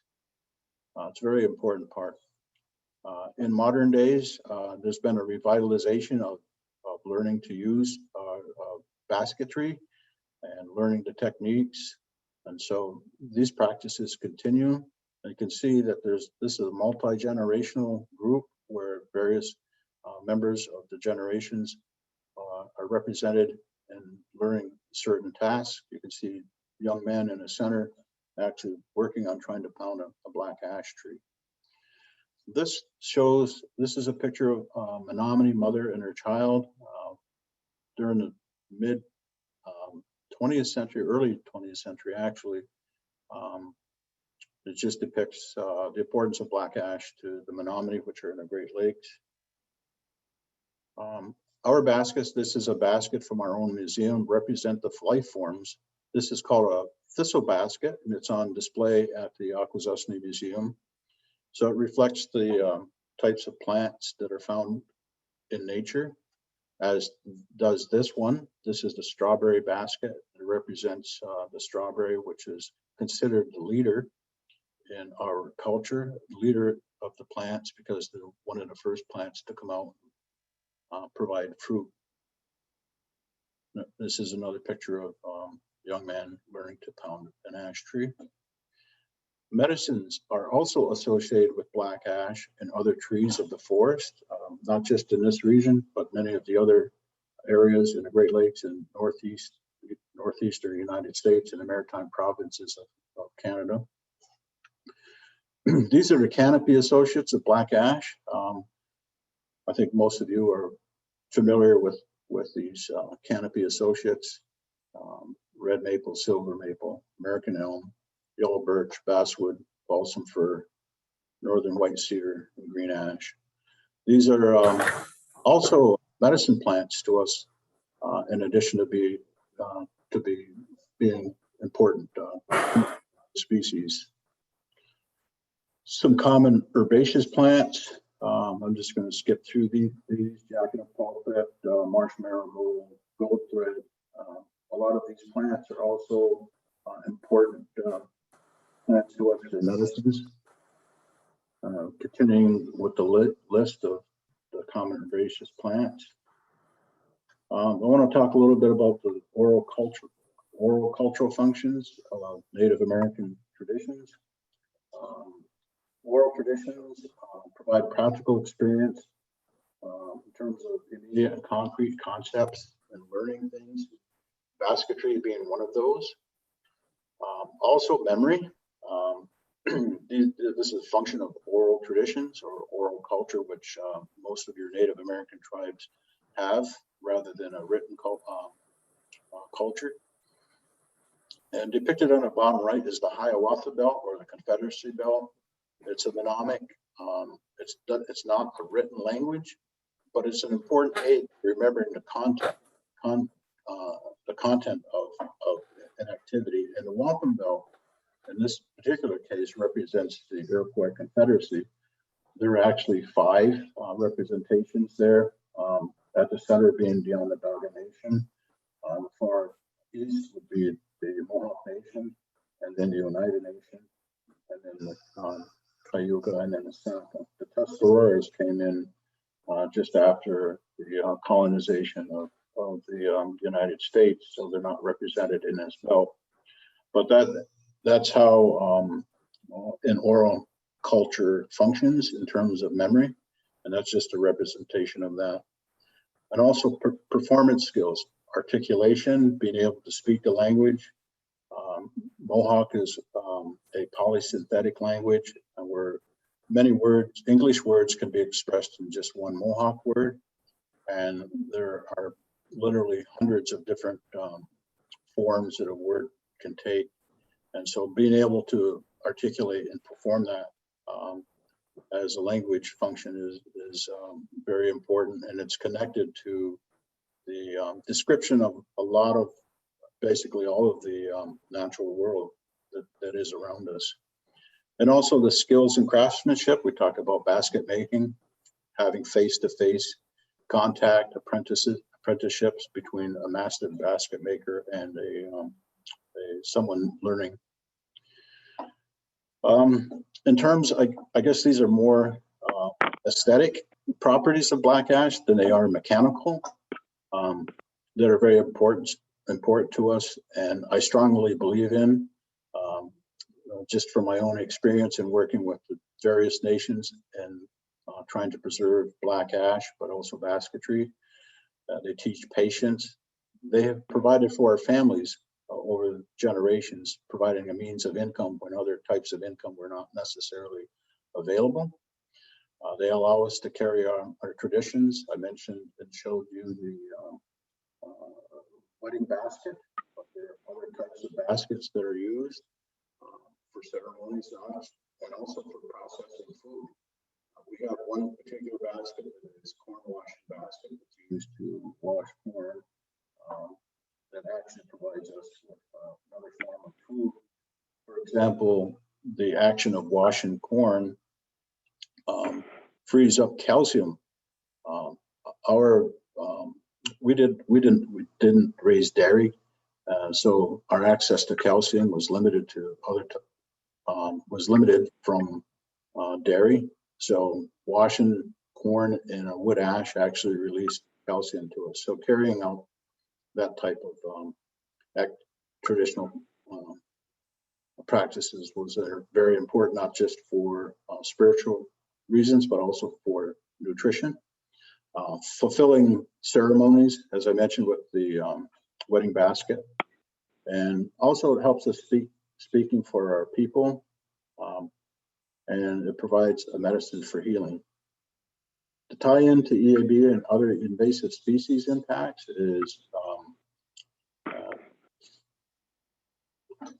it's the adaptability of Native Americans across this region and being able to utilize different types of materials.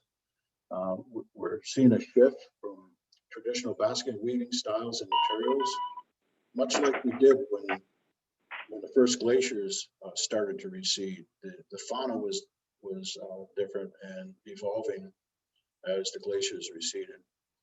Plus, through our own development of our own response plans, it allows us to rely on our traditional knowledge about the resources in the environment and to look back to being adaptable to a new situation with the invasion of Emerald Ash Borer. This is a picture of Henry Arquette. Just a tribute to him. Henry Arquette kept the fires of creativity and endurance and hard work alive by passing his knowledge to many college students in the Alcozesny community. This is a picture of him. He was actually renowned and identified by Tani for his great work, and not only that, but also teaching new basket makers. This is, I think, pretty important. We talk about social justices. This is an important way for women, females, to continue to be represented in our society. Just as a side note, in our traditional society, we have a matrilineal society where women actually led the communities, where the chiefs are actually disposed people that are guided by the clan mothers. So it's very important concept. Basket making plays an important role in the political socialization of Indigenous women, attributed to the evolving politicization of women, traders, and a growing role of market art. Gabriel Fry, representation from the northeastern region up in Maine, says that brown ash basket making ultimately is and should be inseparable from spiritual, emotional, and physical well-being. When you think about the displacement and loss of resources and land, I think Gabriel Fry's words are very relevant. This is an image of a rooted ash tree. The image of a rooted ash tree. I took this from old writing. This is probably what I'll leave you with. The image of a rooted ash tree is an important one to hold in mind. It is true that the tree does for a time own the earth, yet it owns no further than its roots or branches can span when it dies. All of its ownership ceases. Then it goes back into earth itself.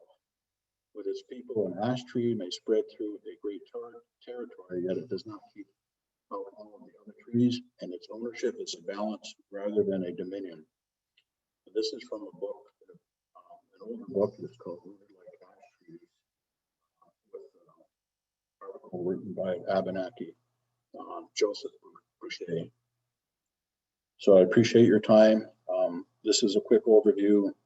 I'm really dedicated to preservation of black ash, and I've had a lot of contact with numerous tribes over the year, and I hope to do the same.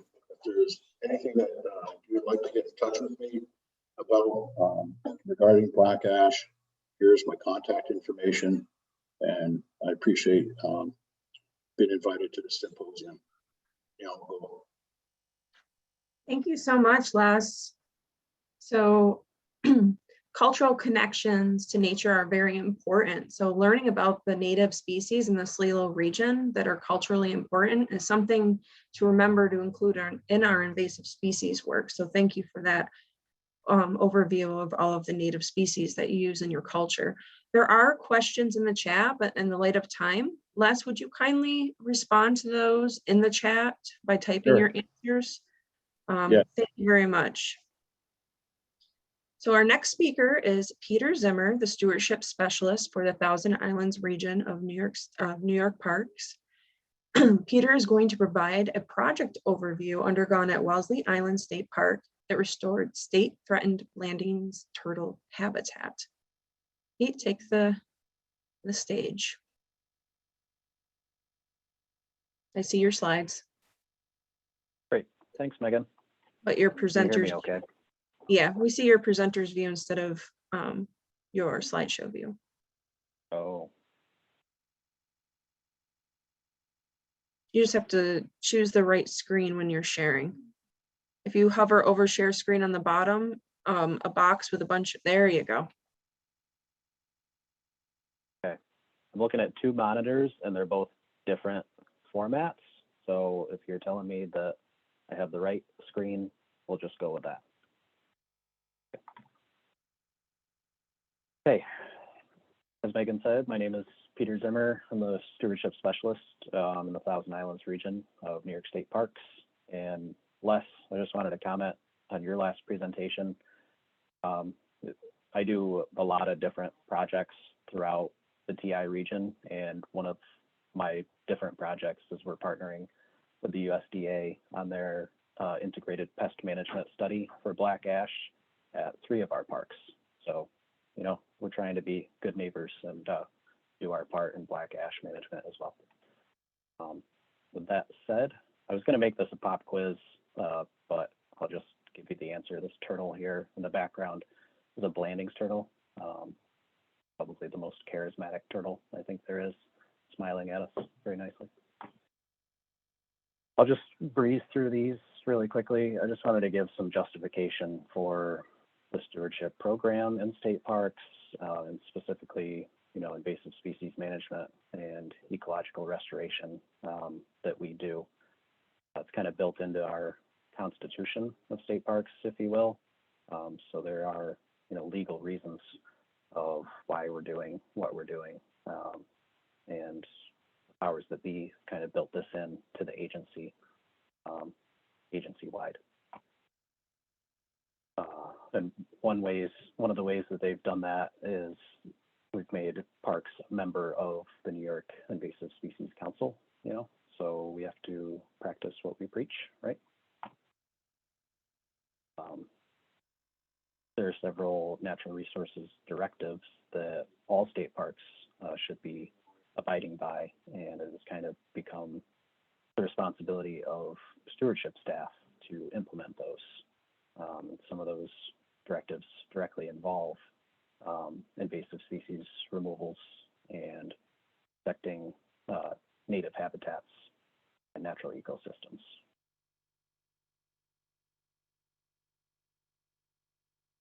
And restoring native plants specifically or ideally from that ecoregion within the state.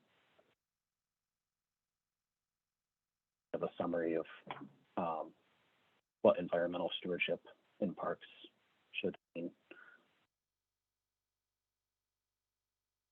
The goals of environmental stewardship in parks. Another pop quiz. You can enter this into the chat if you'd like. If anyone sees or can recognize state parks in this image here. Just enter that into the chat. I just like aerial images, especially the Thousand Islands. It's fascinating to me. And this kind of ties into Rob's opening remarks. I'll start with one answer. The big one is Wellesley Island State Park. So we're right in the center of the Thousand Islands, right at that junction between Adirondack and the Algonquin Parks.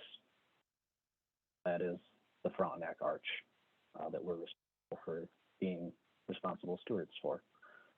So the big park here is Wellesley Island State Park, and also Watershed Point. I don't know if you can see my cursor or not, but it's up at the northern part of the park. The Wolf Point makes an appearance in Lake of the Isles. New and Picnic Point off to the east, off of Grindstone Island, and Grass Point down at the south on the American mainland. One thing I wanted to point out, kind of in the center of Wellesley Island, there's two wetland complexes that stretch across the island, that transverse the island.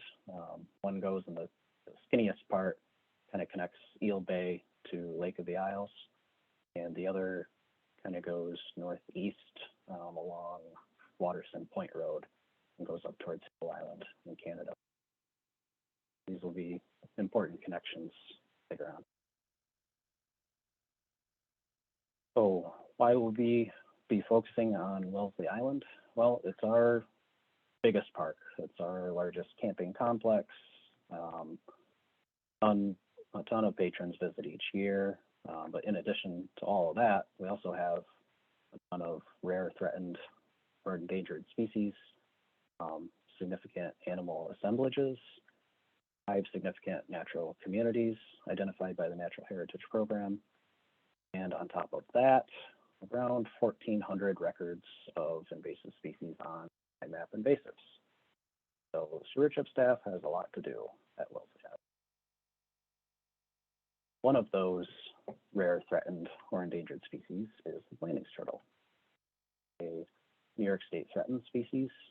They're known to travel up to 2 kilometers, which is significant for a small turtle, in search of nesting sites or food or new mates or habitat. And this part of the state is on the edge of their range. They extend more up into Canada, into Maine, but there are isolated populations in Dutchess and Saratoga County, southeastern New York. But you know, if we lose these few isolated populations in northern New York, the extirpation starts with those kind of localized extinctions. So we want to prevent that. This is, in my opinion, the most charismatic turtle. Again, this is the Blanding's turtle. One of the easiest ways to identify this turtle is that bright yellow throat, neck. Actually, I saw earlier this morning that the TI Land Trust shared a post about Blanding's turtles. So maybe they were, excuse me.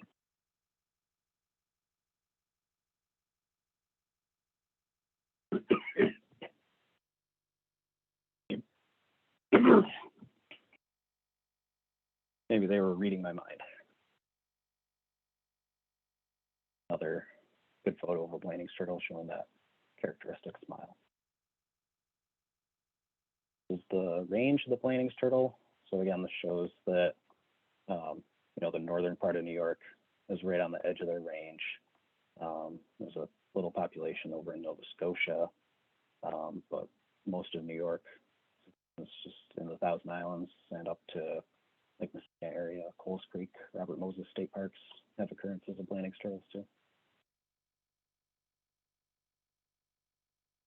Threats to Blanding's turtles. The big one that we're going to focus on today is habitat loss and fragmentation that can be caused by the invasive Phragmites. Typically, the Phragmites displaces native plant species that are ideal habitat for the Blanding's turtles. So if they don't have the habitat requirements, then they're going to try to look for another spot to be. And it also creates a dense mat of dead vegetation as each year's culms die off and are replaced by new culms, and it creates a physical barrier for the turtles to actually move through those wetland complexes. So this is some of the areas that we identified at Wellesley Island that had Phragmites, these red patches of frag, and you can see it right on the edge of these ponds and these wetlands, and that is in Blanding's turtle habitat. So the turtles want to, as they need to, throughout their life history, they need to go from aquatic habitats up to upland habitats to nest. You know, this frag is stopping them from using their whole habitat. We needed to do something about that. So this is what it looked like before any treatment, before any cutting. This is in its initial state, and this was in September of 2019. Area right along the main entrance road to Wellesley Island on the left side here. This is in the middle is the beginning of a 1 acre patch of frag. On the right, this just kind of showcases that the frag goes right up to the water's edge and extends into an upland habitat. As Mike Service mentioned, we do have a policy on pesticide reduction in state parks, and you know, there's I think it was more of a statewide policy on pesticide reduction, but state parks decided to go above and beyond and really make it difficult to use pesticides. So that just kind of means that we really have to do our due diligence and make sure that we have exhausted any and all other means necessary, and that use of pesticides is the last resort. In this case, we feel that it really was. So how do we get this started? Pretty much any action for us starts with a seeker review. Stands for State Environmental Quality Review Act. In parks, because of the pesticide policy reduction, any pesticide use is automatically a type 1 action, and that means a lot more review, a lot more oversight, and taking a closer look at the action itself. From there, we go to permitting. This involved a joint application for a permit to the DEC, which triggered both an Article 24 and an Article 15 permit. Both have their own separate application procedures. They're pretty involved. And the Article 15 permit requires a 90-day review period. So if you're looking at treating over open water in a state-regulated wetland, you may need an Article 15 permit, and you will need to work that timeline into your project scope. So get into some management. So after all of that, after the permits were in place, we set out a contract to bid. Miller's Turf actually came in with the lowest bid on a contract for 3 years of treatment, and they wanted to use this Argo type machine. It's a 6-wheel drive vehicle on tracks, and they can do a foliar spray from the top, that top platform there, to be able to get up over top of the frag, you know, and spray down from the top down, and make sure that they're getting a nice even coverage over everything. We were pretty excited to see what they had to offer. We chose Imazamox as the chemical, or Clearcast, trade name goes by. We did that because the label indicated that it was a little more wildlife friendly. Since we're treating in Blanding's turtle habitat, you know, we wanted to be most conscientious that we could. We treated as late in the season as possible, but before the first killing frost. And that was also to kind of make sure that the Blanding's turtles were out of the wetland areas and kind of more of their upland sites by that time, or starting to go dormant for the season. And each year, in the winter or the spring, we cut down the dead cones, so that the next application will only come into contact with the new live plants. And we won't be wasting herbicide on dead.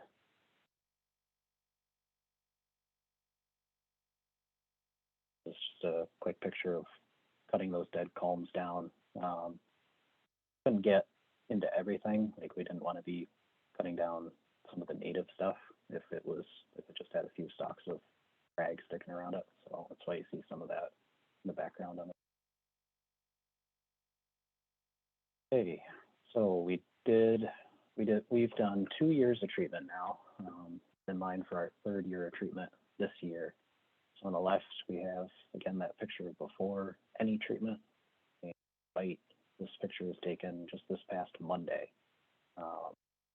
Granted, it hasn't gone to flower yet, but just in the foreground, you can see very few frag stems remaining. It's not looking like there's frag right up to the water's edge there on the right anymore. We're seeing a pretty significant dieback. I'm pretty happy with our results so far. Oh, and you can see a little bit of turtle fencing on the right in the foreground. That we had installed because we put a wildlife crossing culvert across the main entrance road. That was before this project. So we've already invested, significant resources into wildlife habitat and making sure the turtles have a chance to go where they need to go. We need to be doing some vegetation management. Or before and afters. Looks like the treatment was really good at getting into that center portion where the frag was really a monoculture. I know our applicators were careful around some of the native vegetation. So we just see a few stalks remaining on the edges.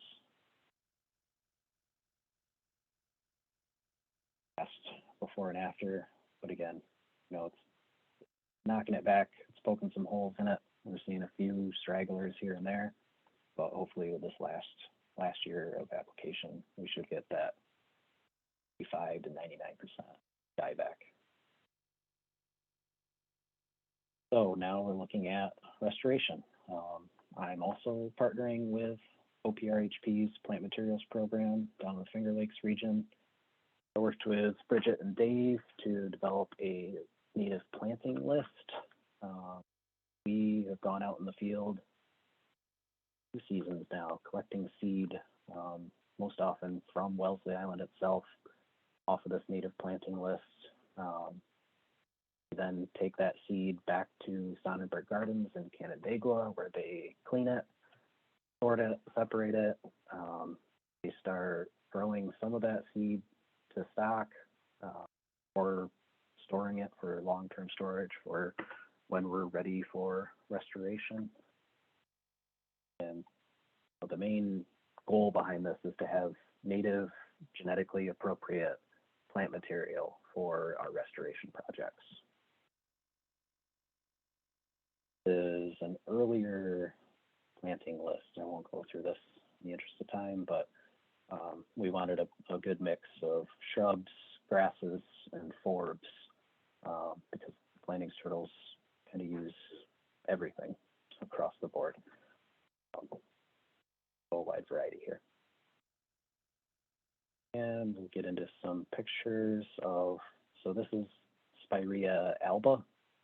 This was seed that was collected from Wellesley Island, from around the project area, that is now being grown to be planted in that restoration area.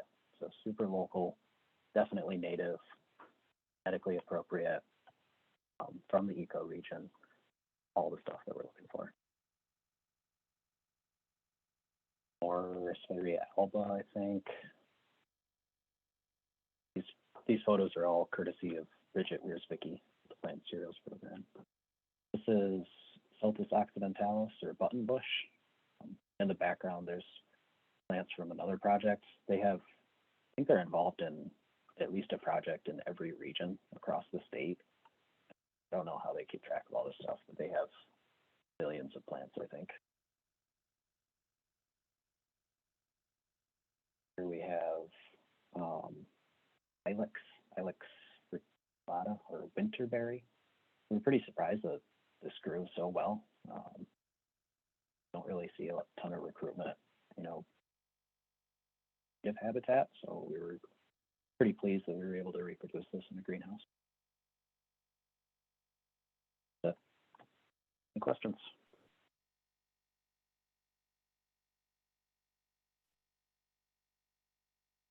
Excellent. Thank you, Peter. We do have some questions in the chat, but would you mind just responding to them in the chat box and for the sake of time, Peter? Sure. Did I stop sharing my screen? You did. You are good to go. So yeah, thank you so much for that very interesting presentation. So the restoration of native habitats, as you know, is a very vital component to the invasive species management work that SLELO partnership undergoes. So thank you for that. So now I would like to transition. You should be seeing the official SLELO PRISM or the official symposium slide now. So the noon hour is upon us and we will break soon for lunch. But before you enjoy the virtual networking rooms or you just take a break, I'd like to leave you with a thought about the work that you do and of the SLELO partnership. Invasive species management is more than just control work. It's habitat restoration work, it's outreach, it's prevention, all of which serve a vital purpose to protect the lands and waters that we all depend on. And the projects and initiatives shared today show that that is what our mission is. So I'm also going to launch the poll that we have here. Actually, Brittany, can you launch the poll? Oh, there it is. I see it now. Oh, Brittany, I'm not able to launch the poll. If you could launch it for me, that would be great. But if not, we'll move on from that. The poll is launched. Oh, thank you so much. For some reason, when I'm sharing screen, it just does weird, wonky things. I'm not really sure how to change it. Okay, so moving on. Go ahead and take the poll if you want to receive continuing education credits for this session. And again, the link to the virtual exhibits is in the chat in several spots, but I can add it again for convenience. And Brittany, when you get a moment, if you could launch the breakout sessions as well. So once these are open, you can join the session of your choice. Feel free to move from session to session or just stay in one, or you don't even have to join a session. It's very easy to navigate. You just hit join, and then when you want to leave the room, just select leave breakout room, not leave meeting. You can clearly see the selections when you get into the rooms. We are going to return by 1:55 to be ready for our afternoon call for collaboration sessions. And our hosted session today is with Save the River. So go ahead and grab a lunch, take a few minutes to grab lunch and join that session.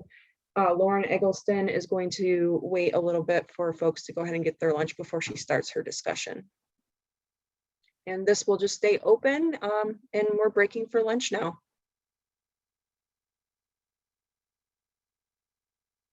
Brittany, isn't there a way to pause the recording?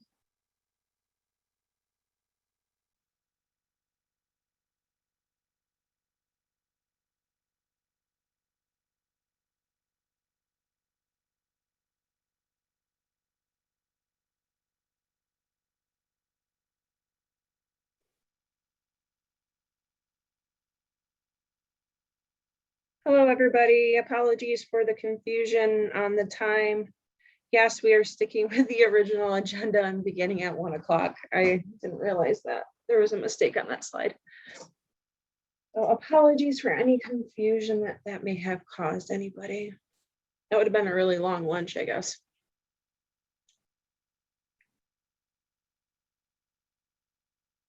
Okay.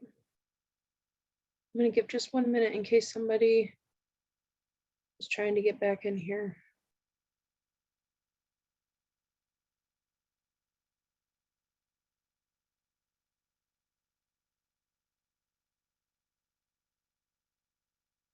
Okay, so we'll go ahead and begin. Welcome back, everyone. So I hope you had a good lunch and that you were able to pop into some of the networking sessions and possibly check out the virtual exhibit. We will now begin the second half of the symposium. This afternoon's theme is a call for collaboration, which will showcase projects and initiatives that strengthen invasive species management through collaboration. And our first speaker is Mitch O'Neill, a support specialist with IMAP Invasives and the New York Natural Heritage Program. Many of us use IMAP Invasives to report invasive species observations and control work. And Mitch is going to share how your data can support statewide invasive species research. Take it away, Mitch.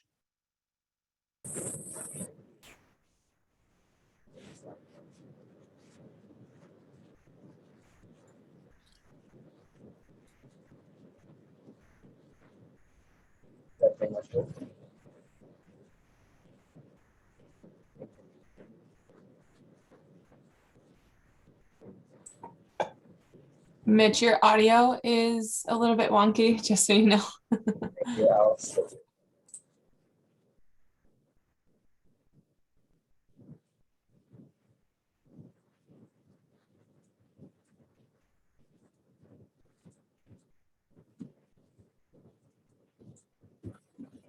And I think we're seeing your presenter's view or some strange view right now.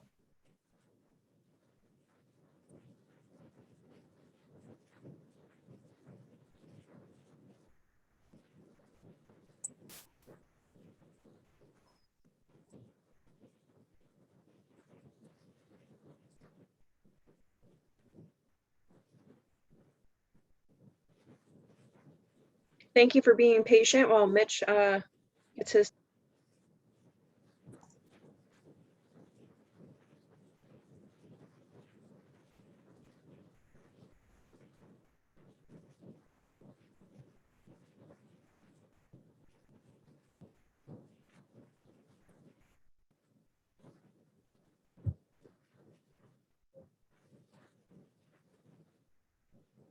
This meeting is being recorded. Sorry about that, everyone. Can you hear me now? Yeah, Mitch, that's much better. Okay, awesome. So I'll go back into presenter view, and thanks so much for waiting for me to get that figured out. So yeah, I'm Mitch O'Neill. I work with the IMAP Invasives team at the New York Natural Heritage Program, and I'll be talking about leveraging IMAP Invasives data to support statewide invasive species research initiatives. And so I've heard the New York Natural Heritage Program mentioned several times today. It's great to see how involved people are with the Heritage Program's work. So you've heard a lot about their references to their rare species work today, but we also do some invasive species work. So while our main mission is to facilitate the conservation of biodiversity by providing comprehensive information on rare species and native ecosystems, we also recognize the impact that invasive species can have on biodiversity and native species in particular. And so we also have the Invasive Species Database Program, where we administer IMAP invasives.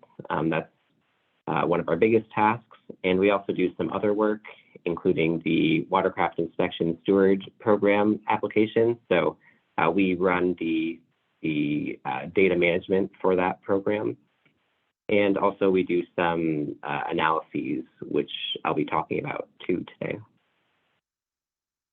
And so what I'll talk about today is, first I'll make sure everyone's up to speed on what IMAP Invasives is and what its value is in New York State and in SLELO in particular.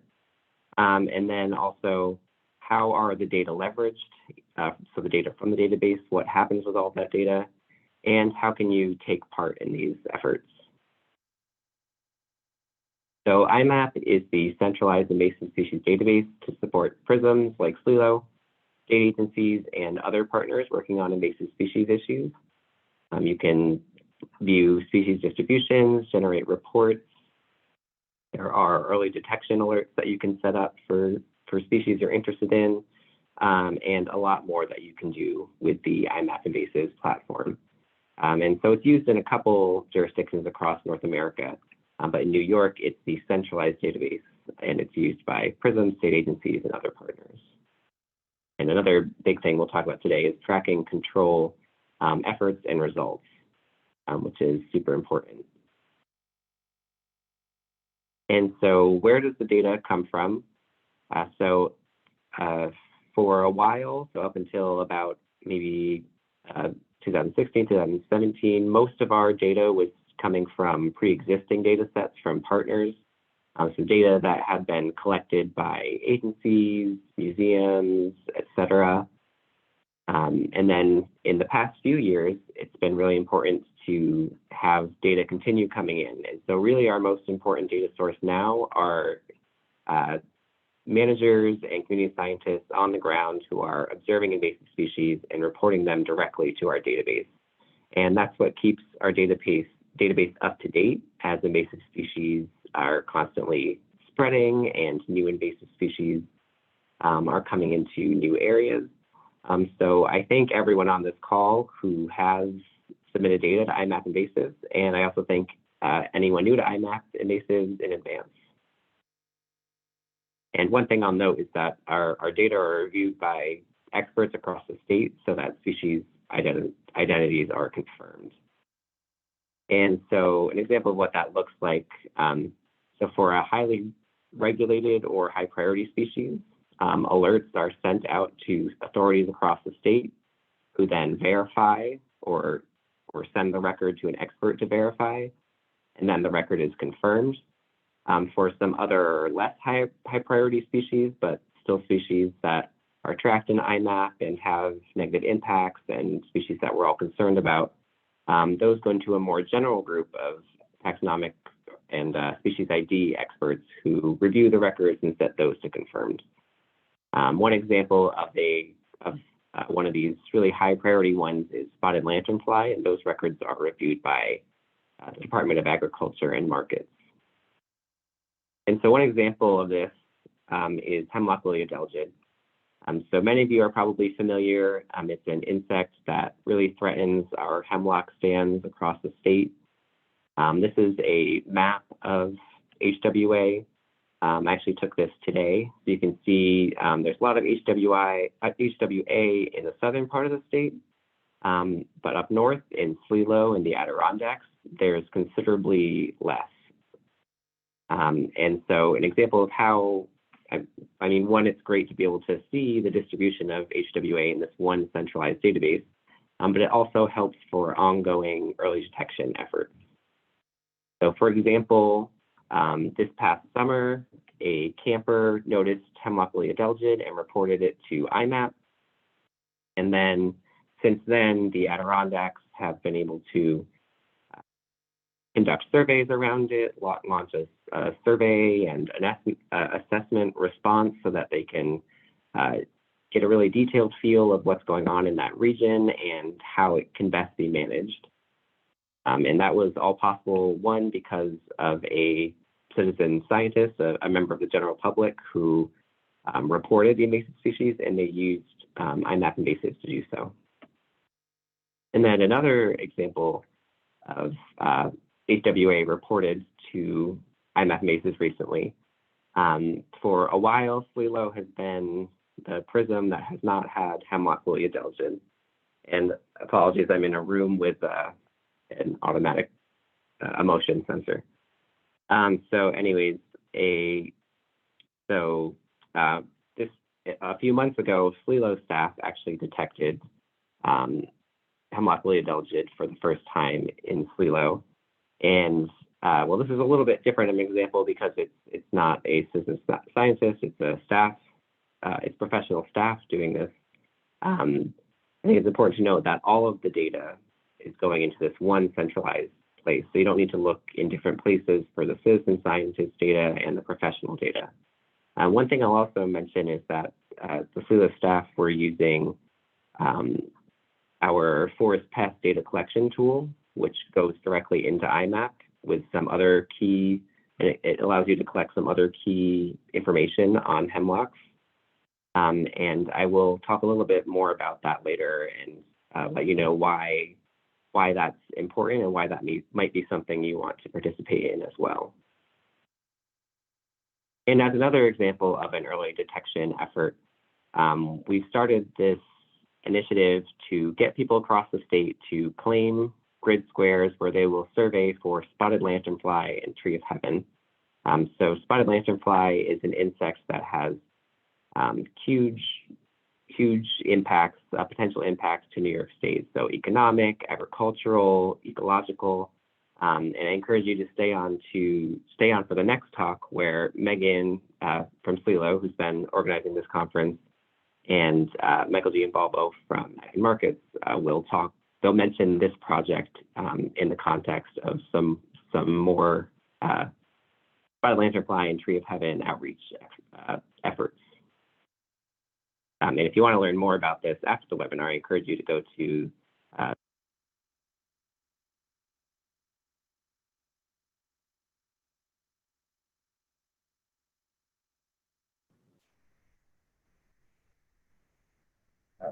the audio just switched. Sorry. Mitch, something happened to your sound again.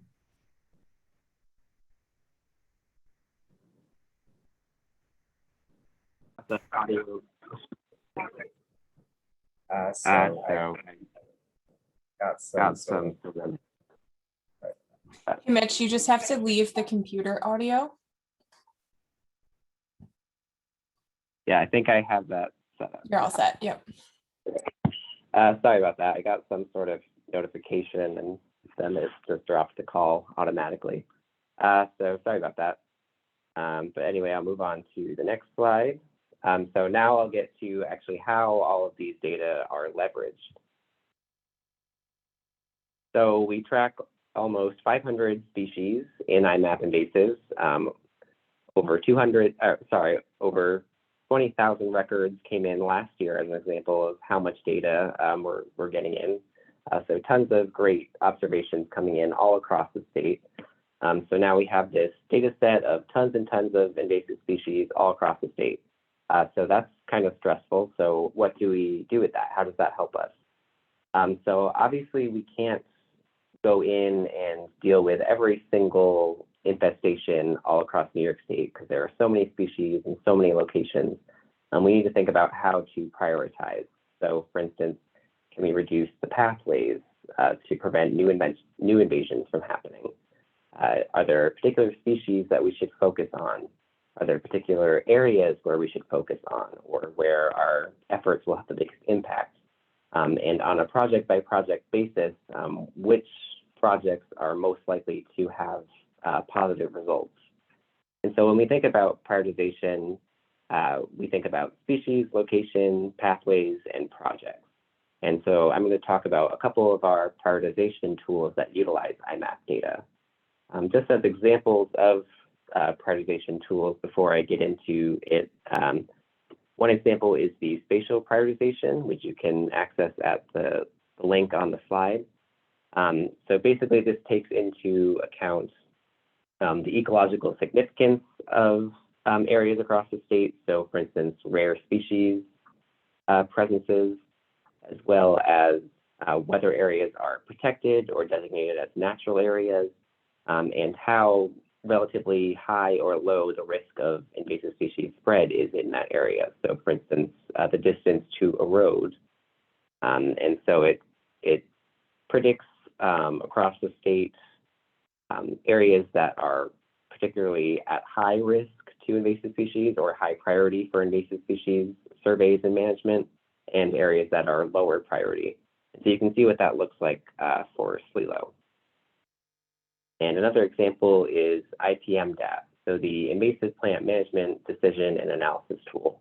And so that's essentially an online form where it brings you through a decision tree where you put in information about the project you're considering, and it will help predict whether or not that project is actually going to be successful, to help you prioritize which projects you actually put your resources into. And so I'm going to talk a little bit more about 4 of the different tools. 3 of them are made by the New York Natural Heritage Program. And one of them, which I will only briefly touch on, was created by the New York State Hemlock Initiative. So the first prioritization tool I'm going to talk about is the species tier list. And so how we manage invasive species, we often think about which strategy is best depending on how widespread they are at this time. So for instance, species that are not widespread yet, perhaps we can prevent them from coming in, or maybe there's a small enough number where we can eradicate them. But as they get more and more abundant in an area, our strategies change. So at some point, it's not going to be possible to eradicate all invasive species in an area. So maybe we'll be focusing on containing that species, and eventually maybe it can no longer even be contained, but it can be controlled at a case-by-case local basis to protect resources and manage long-term. And so New York State has developed this tier system where we categorize invasive species into one of 4 tiers, and they correspond to the stages in the invasion curve. So early detection or prevention species, eradication, containment, and local control. For instance, a tier 1 species in SLELO might be spotted lanternfly because it's not there yet. So we want to focus on early detection there to make sure we know if it does get into the region. And then an example of a local control species, so on the other end of the spectrum, might be something like Phragmites or Oriental bittersweet, which is very widespread. You can't manage it everywhere it is. You kind of have to focus on some high priority areas.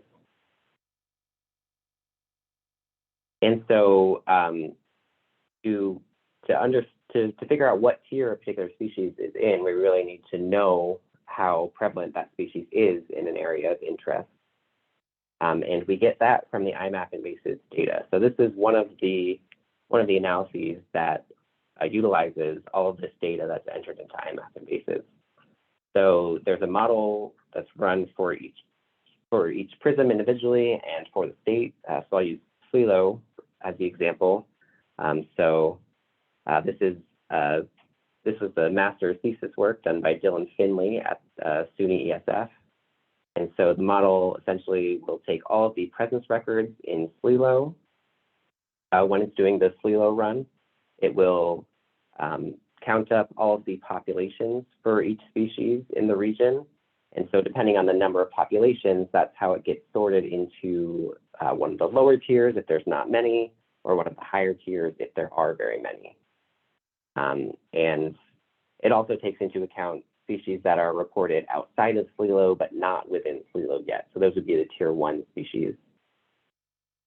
And you can view the results of this at the link listed here. It's also linked pretty prominently from our homepage at nyimappinvasives.org. And so essentially that data tier, which comes from that spatial analysis, is the first step in making the tier list. And then they go through expert review. And so, yeah, you can find that at that link above. And so the next example is one that's in progress currently. So it's the Lakes and Ponds Vulnerability Assessment.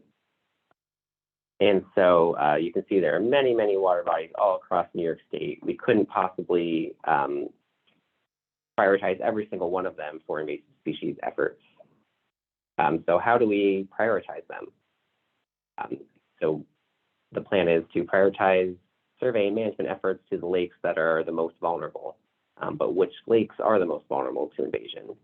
And we adopted a framework from Van Zanden and Olden that essentially adds up the risk of introduction, the risk of establishment of invasive species, and how high the risk is of negative impacts if a particular water body is invaded. And we are incorporating IMAP invasives data into most of these steps. So for risk of introduction, we're considering the proximity of a lake to nearby IMAP invasives records. So a lake that's near that has a bunch of records in a nearby lake, that would be an example of a high risk because the species is nearby, maybe connected by waterways, risk of establishment,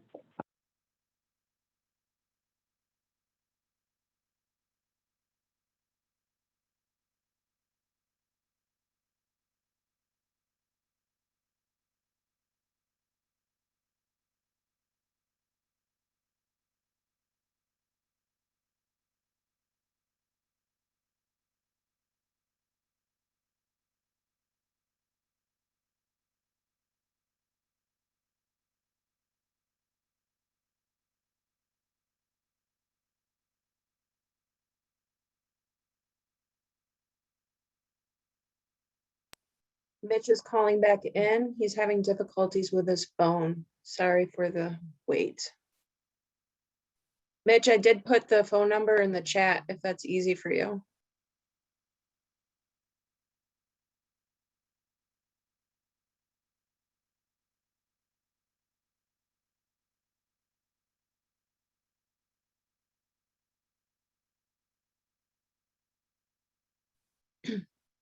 These are just the growing pains of having a virtual symposium.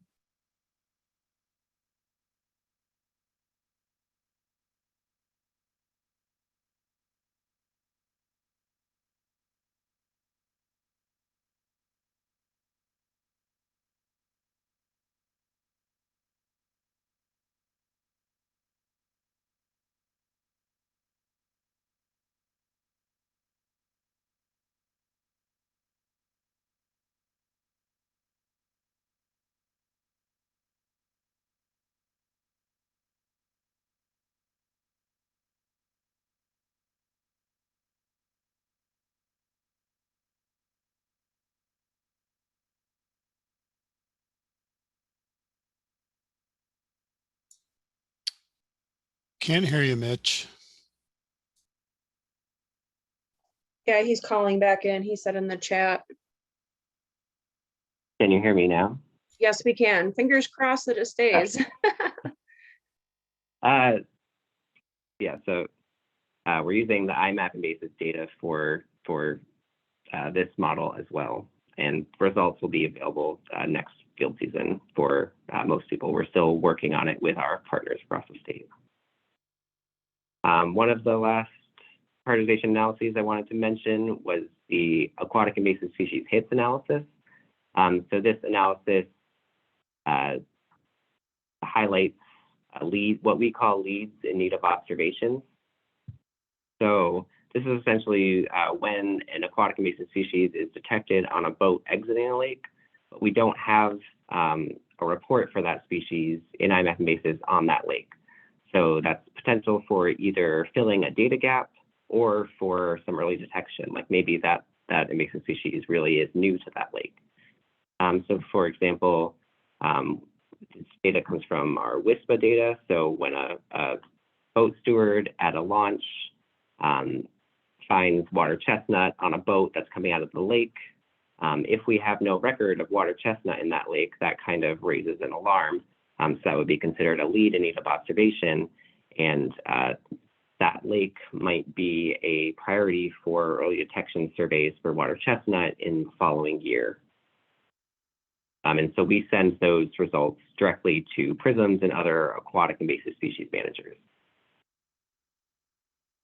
And so the last prioritization tool I wanted to talk about, it's actually, the other three were created by a New York Natural Heritage Program, but this one is not our tool, so I won't go into much detail on it. It's the Hemlock prioritization tool by the Hemlock Initiative. And so I have a map of hemlock density across the state. You can see, or really in SLELO, you can see a ton of hemlock resources in SLELO. And then on the right, there's the IMAP distribution. So you can see in orange where HWA has been reported, and then in the yellow points, you might see the points. Those are locations where people have surveyed and reported that it was not detected. So while HWA is not in most of SLELO, it's still definitely something to look out for since it's kind of coming in from all directions. But with all of this land to cover and all of these hemlocks across the state, we need to think about how can we prioritize survey efforts and management. And so I'm not going to go into the details of this, but the Hemlock Initiative has boiled this down to a number of factors, including some ecological factors. So I encourage you all to stay on for Dr. Marshner's talk later today at I think it's the third talk of our session on their prioritization tool. But where IMAP comes in is how do you actually collect the information needed for that prioritization tool? So one way to do that is using the tool that we created, the Forest Pest Data Collection tool. So this was created to kind of align with the Hemlock Initiative's prioritization tool.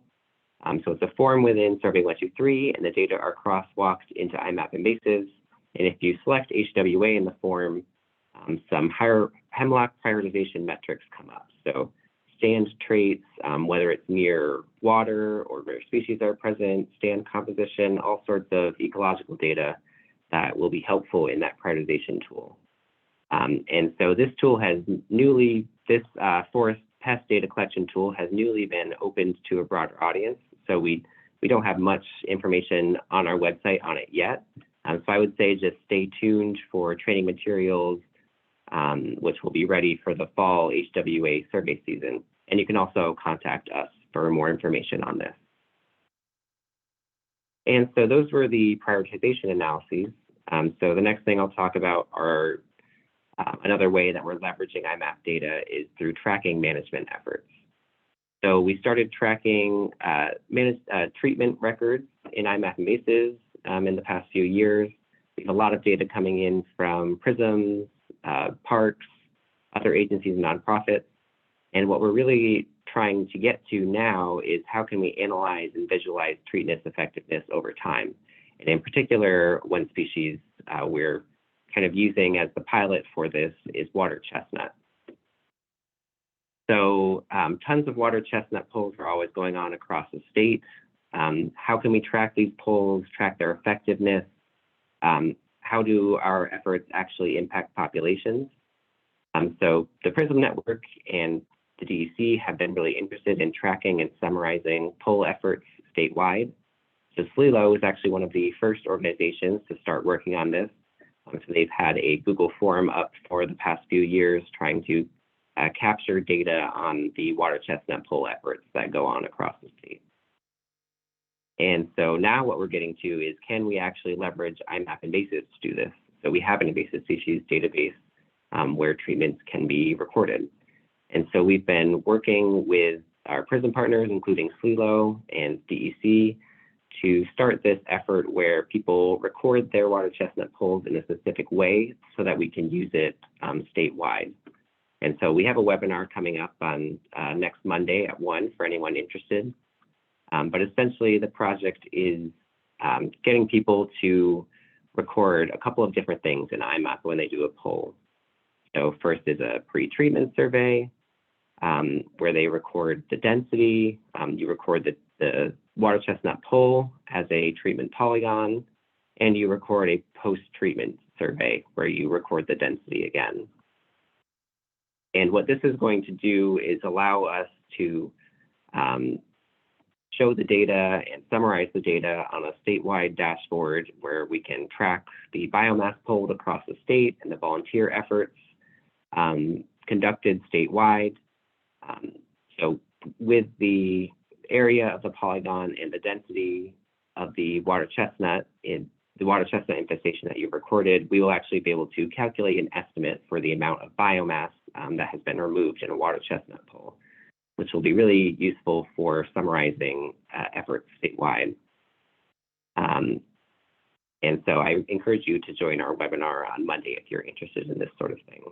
And one thing I'll note here is that water chestnut is kind of the first species we're working on for this, but we do have a new master's student coming in the fall who will be working with Dylan Perry at ESF and Jennifer Dean at the New York Natural Heritage Program, and he'll be working on analyzing and visualizing post-treatment effectiveness based on IMAP invasives data. So lots of interesting stuff coming up. And then the final example of how data are used, IMAP invasive data are often used in applied research in academic journals. For instance, the one on the left was an article about jumping worm distributions, which used IMAP data. And on the right is an in-progress project where a team at RIT is using machine learning to identify invasive species in street view imagery. And they also utilize IMAP invasive data to validate those, some of those predictions. And so the concluding portion.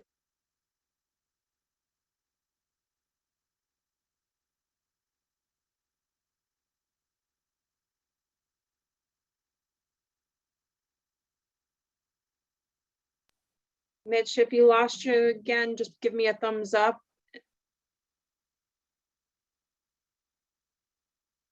Oh, okay.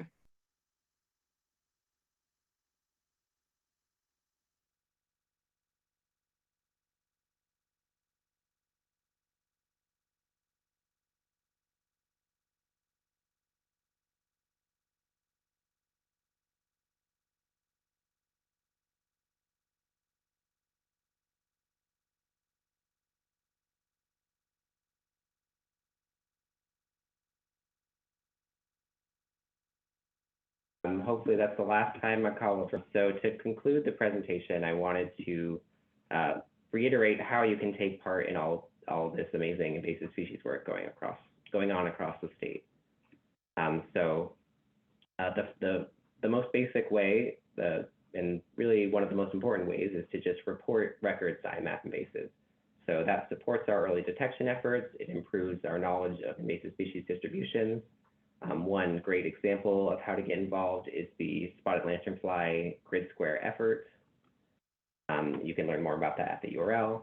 And also it feeds into a bunch of analyses which produce tools for natural resource managers. So like the species tier analysis and spatial prioritization analyses. And you can get started today with training resources on our website. And another way you can be involved is to use our prioritization products. So you can find a lot of them at the link there. So the species tier lists, the spatial prioritization, IPM DAT. Next year, there will be the lakes and ponds vulnerability assessment. And not on our website, but you'll hear more about this later, the hemlock prioritization tool as well. And then a third way that you can participate in this is by recording advanced data. So beyond those point observations of present invasive species, the big thing is treatments right now.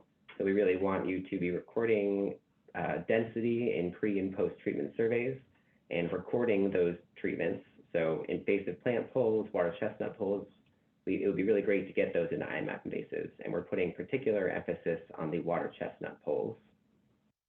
And you can also record advanced data using the forest pest data collection tool, and that data can be utilized in the hemlock prioritization. And stay tuned for that. There will be a presentation later today, and there will also be more training materials on that tool in the fall. And so with that, thank you so much for bearing with me through all the technical difficulties. I know I went a little bit over from. Okay, you're fine. You're fine. This is all a learning experience for everybody. So yes, thank you very much. I just wanted to say a few things about your presentation. So the data that we collect, it really does tell a story about the work that we are doing. So it shows us if the work we do to suppress water chestnut is successful. It allows us to share important information with others who are working to protect our lands from invasive pests, which really strengthens our work. So please do join the IMAP's next webinar held on June 28th. I've just put a link for it in the chat because it's going to provide a much deeper dive into how to really make your water chestnut polls count using IMAP. Are there any questions for Mitch before we move on? Oh, there's one right now. How often is IMAP invasives checked out to make sure the correct species are reporting? And does someone go out and check the location? in which it was reported to confirm? So that depends on the species. So for something like spotted lanternfly, where it's very high priority, those will be checked very, very quickly, and the species will be either verified, or maybe it was, sometimes we get gypsy moth reports, for example. For other species that are less high priority, it really depends on our confirmers. So there are people who go in and confirm every day, but with those less priority species, it can sometimes take a little bit longer. Yes, for some high priority species, there are some circumstances where there might not be a photo, so people have to go and check that location to confirm whether the invasive, or it's a correct ID of that invasive species or not. Okay, Mitch, there's some more questions in the chat. Would you mind just engaging with folks in the chat in the sake of time? Yep, Excellent, thanks, thank everyone. you. Yeah, thanks so much. Okay. So you should now be seeing my screen, my slide. So as many of you know, spotted lanternfly is in New York, and enhancing early detection and outreach for this invasive agricultural and forest pest is a top priority in New York State and beyond. This session will provide an overview of a statewide early detection effort and an outreach program that you can get involved in to help protect New York's resources from spotted lanternfly. I'll be co-presenting the session, but now I'd like to welcome Michael Giambalvo, an Assistant Horticultural Inspector for the New York State Department of Agriculture and Markets. Hi, everybody. Thanks for attending today.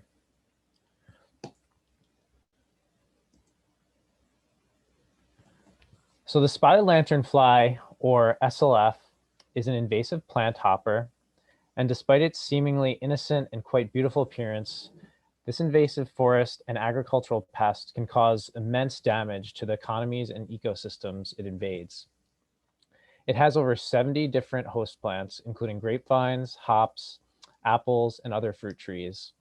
So SLF has the potential to cost millions in economic losses, and also has the potential to seriously alter our natural ecosystems. Is everyone hearing me all right? Yeah, I am. All right, good.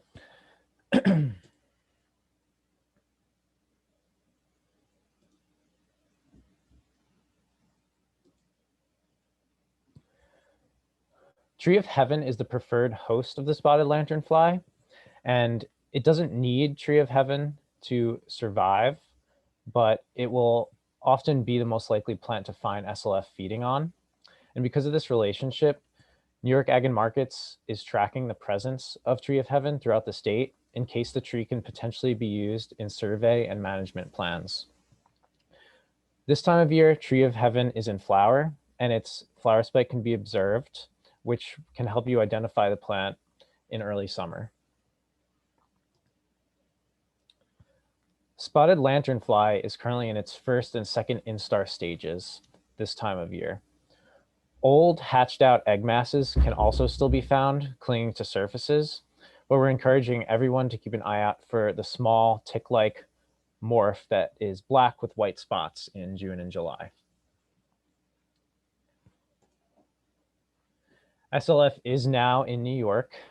The worst infestation is on Staten Island, which is a major travel corridor.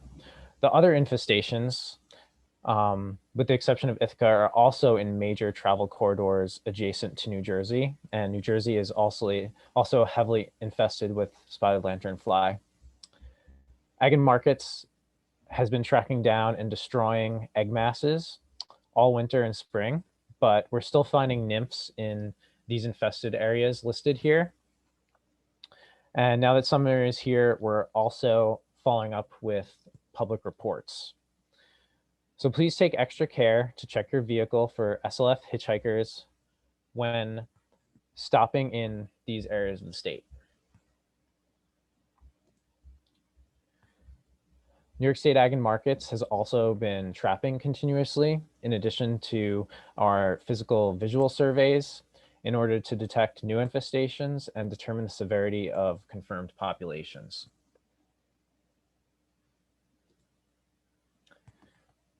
Here's a screenshot of a current IMAP map of data for confirmed Tree of Heaven presence.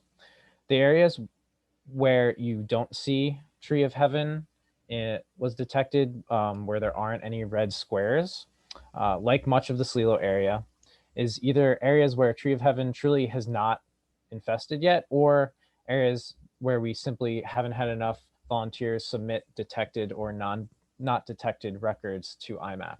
So please go out and look for Tree of Heaven in the SLELO area if you can, so we can ensure this is as complete a data set as possible.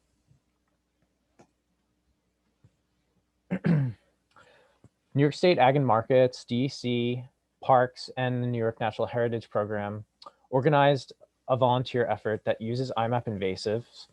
And the motivation was that New York State needs to monitor spotted lanternfly and Tree of Heaven. And to do that, we need more eyes on the ground. New York State's a huge area, and we need a lot of help to cover all that ground. And we recognize that you know your area best. Oh, why did it go there? I want to back up a bit. Here we go. So you know your area best, your local parks, your favorite trails, your backyard. So we really need to enlist your help, and we need the distribution data all in a centralized database like this. So the initiative is volunteers or a group of trained IMAP users across the state who survey for spotted lanternfly and Tree of Heaven in their local areas and report findings to IMAP invasives. Thus far, 274 grids have been claimed by volunteers to survey throughout the year, including 12 in the SLELO region. There are still 3,734 unclaimed grid squares statewide, including 326 in the SLELO region. And now I'd like to demonstrate to everyone with a live demo how to claim a grid square. Let's see here.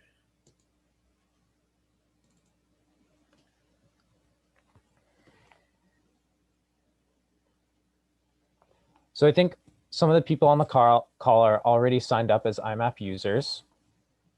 And that's great. We hope some more people on the call are also interested in signing up. So to get to the database, you go to login at the top right, and it'll take you to this page.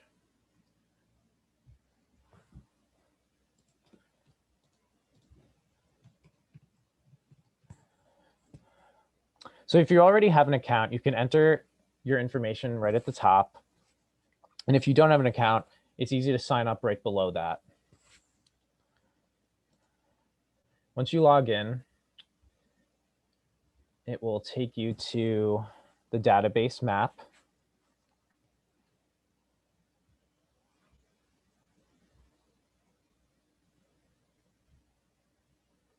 And if you click on this top left icon, you can go to your account page. And that's where you'll find your person ID. And you'll need that to sign up for grid squares.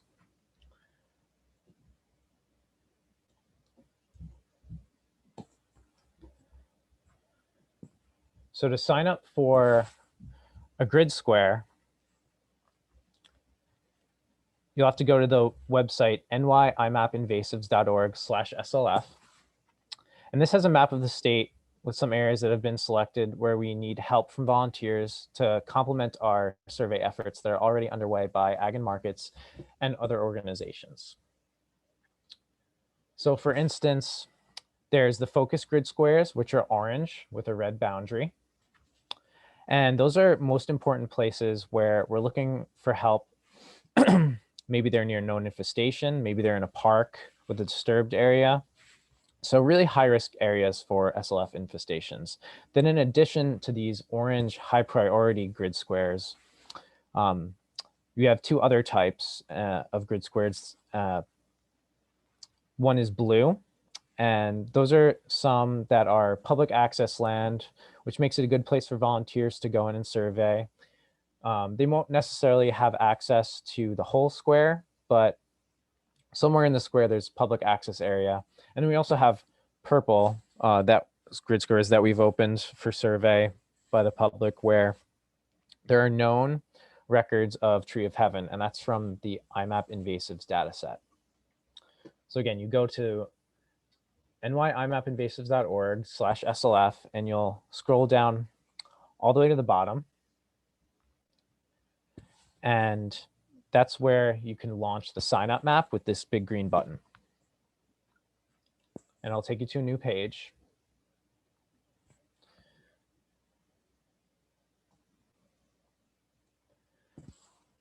And you'll notice two things when your first time opening up this map. There's a panel on the left where you can find unclaimed grid squares. And there's, of course, the big map of New York State. And you'll notice there aren't any grid squares visible right now. And that's because they're not displayed at the zoomed out level. So you'd have to zoom in using the plus button right here.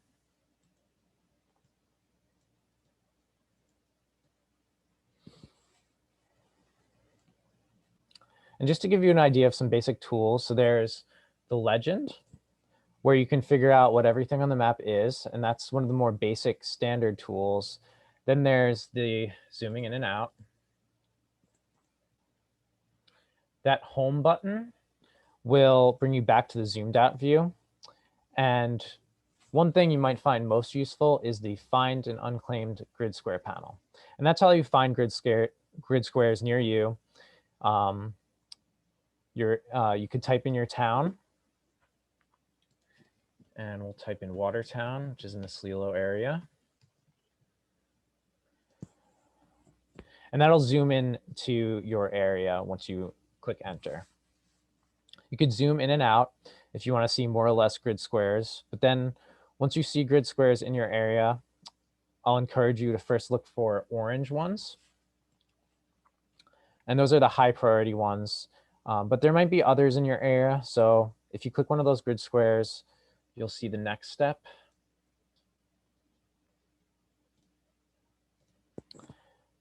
Which is, if you're interested in this area, you could claim that grid square by clicking the Claim This Grid Square link, which brings you to a form. So your IMAP person ID is required, which you could find on your account page. And it's usually a 5-digit number. So you type that in along with your email address and your name, and click Claim This Grid Square on that green button at the bottom. And it'll give you a message that you have claimed your grid square successfully. So once you go back to the map, you'll notice that whatever color the grid square was before, it'll still be that color, even if you've claimed it successfully. So it might take a couple of minutes for that to refresh and turn this gray color, which means the grid square has already been claimed. And you could click on it and it'll actually say that it's claimed by your person ID. That's mine. So some more useful things on the map that you might want to look at before you go out and survey. If you want a better look at your grid square, you can change the base map.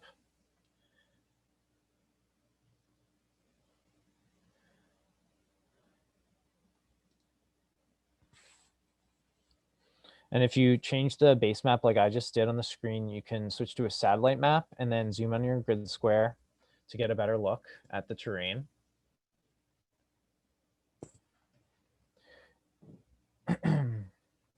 You could also print it out so you have it for later, and there's that print icon at the top.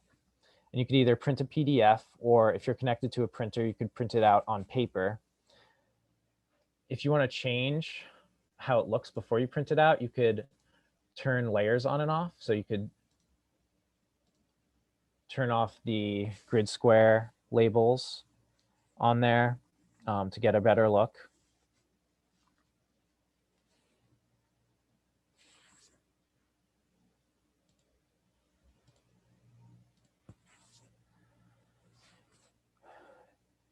if you didn't print out an image and you close this window, you can go back to the map and click Find My Claimed Grid Square tab.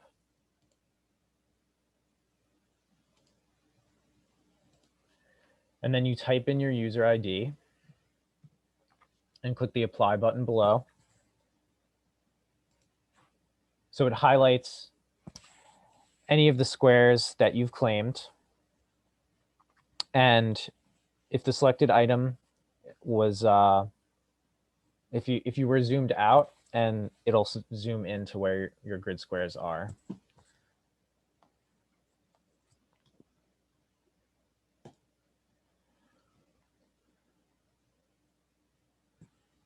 So now that you're all set up with the technical components of signing up for a grid square and reporting your search efforts to IMAP, we can talk a little bit about field work.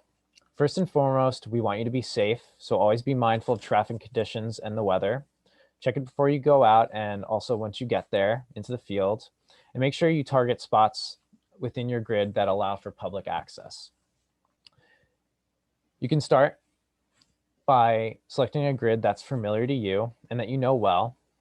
Be sure to study the map before you head out, and then within that grid, try to identify 1 to 3 spots that you can access so you know that you're within your comfort level, that you'll be safe, and that the air is publicly accessible.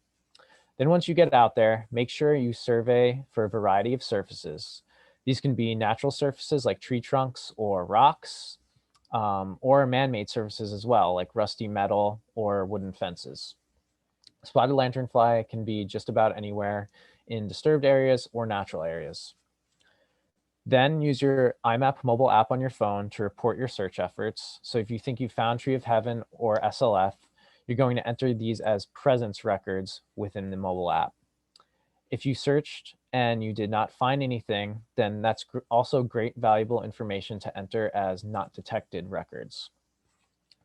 Please also enter the number of minutes that you spent searching at each of these locations. So we recommend about 3 to 10 minutes of searching for each spot. We hope you'll be able to revisit your grid square every 2 to 6 months during the year to look for different life stages of spotted lanternfly and Tree of Heaven. And if possible, try to collect 20 not detected or 20 presence records during the year at your grid square.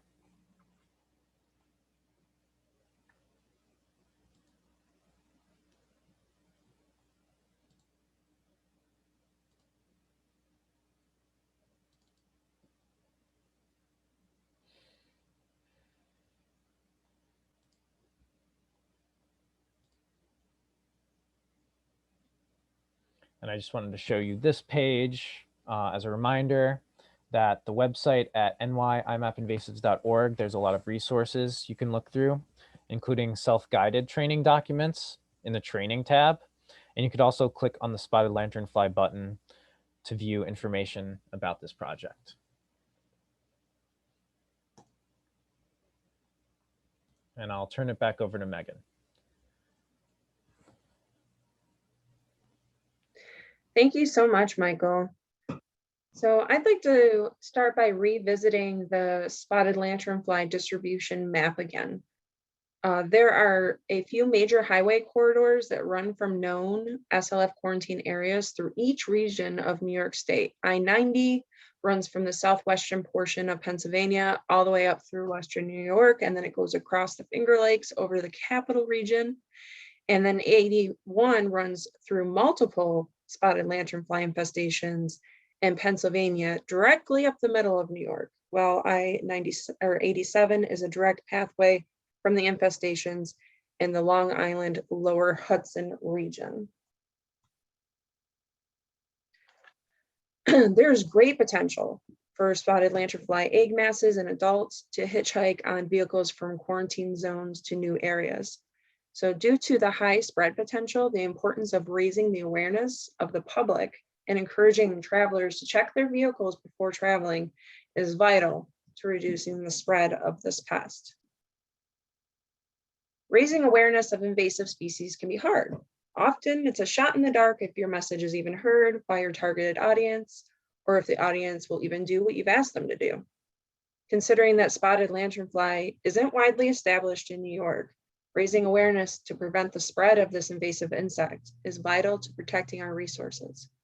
The Spotted Lanternfly Spotters, or what we call SLF Spotters program, is an outreach effort that can be utilized throughout the state to enhance efforts for spotted lanternfly. So the strategy is to put the message you want to deliver into the hands of the businesses that are likely to engage with a large volume of your targeted audience. And to do this in a way that allows you to learn if the businesses are committed to handing out the materials and if the targeted audience actually receives your message, understood its importance, and would commit to taking action to prevent the spread of spotted lanternfly. The impact of the outreach strategy is measured by trackable QR codes linked to online surveys, which I'll describe in more detail later.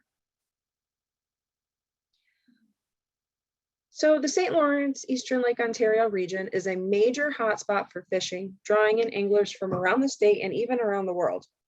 According to a previous New York angler survey conducted for the New York State DEC, Oswego and Jefferson County ranked the highest for at-location expenditures by licensed anglers in New York State, with an annual combined estimated total of $51 million, of which a considerable amount was spent by anglers from outside the region and even the state.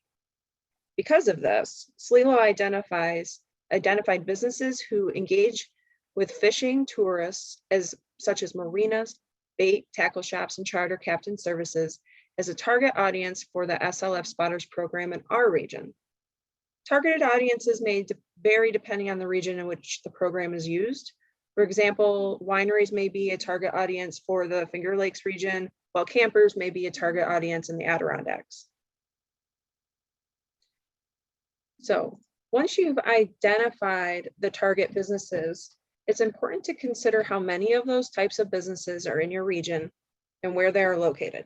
So to do this, we reached out to our partners and volunteers to create a growing database that will showcase all the targeted businesses and other amenities of interest that exist within the 5 counties of SLELO.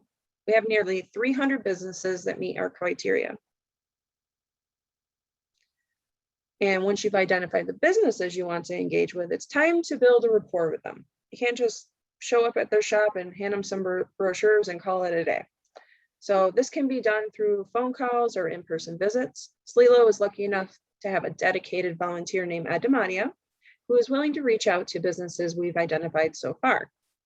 SLELO also developed a script that can be used to help guide phone conversations and to record if the business is active, if the business is aware of spotted lanternfly, if they can estimate the % of customers that they have from out of state. This question helps us to better prioritize the businesses on the list, and if the business is willing to actually hand out the materials to the customers, or if they have any display needs. The New York State Ag and Markets has spotted lanternfly outreach materials that can be requested by those who are interested in distributing the materials to businesses in their area. Items such as brochures, plastic scraper cards, and business cards can be provided, and some handouts, swag items as well.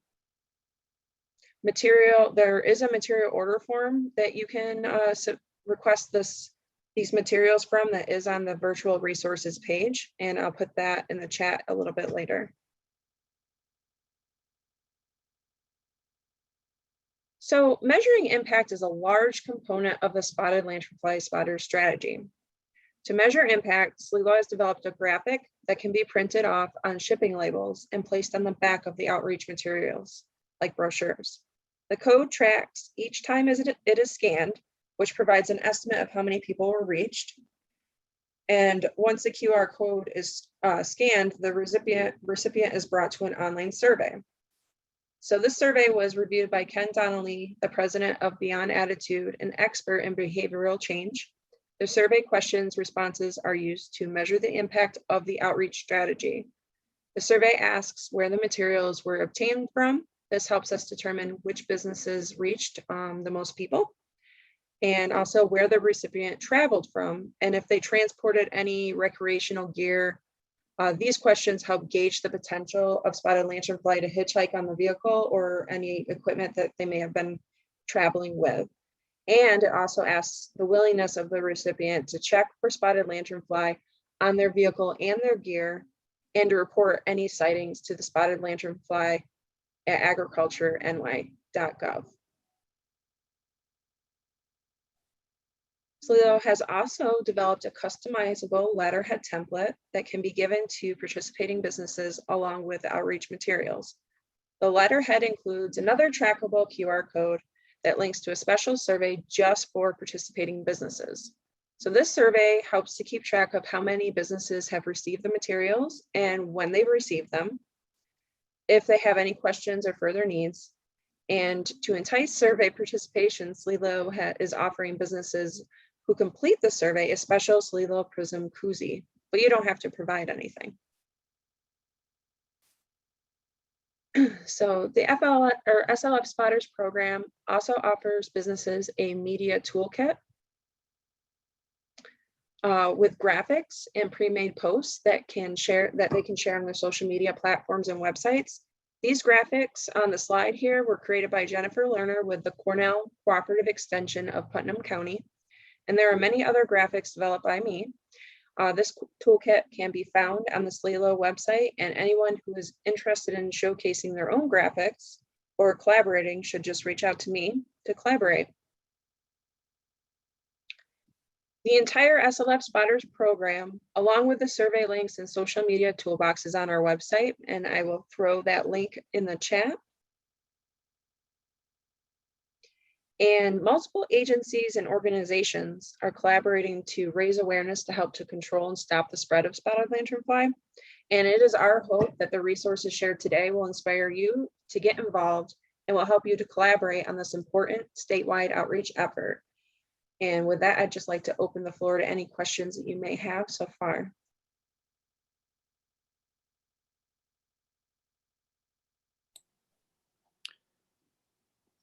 Megan, I've got a question. This is Paul Sure. Siskind. When I'm out in the field doing my beetle survey, I know exactly what I'm looking for. One plant and one bug. When I've gone out to look for a spotted lanternfly, it feels rather overwhelming. I'm standing in a 1 kilometer square grid looking at trees.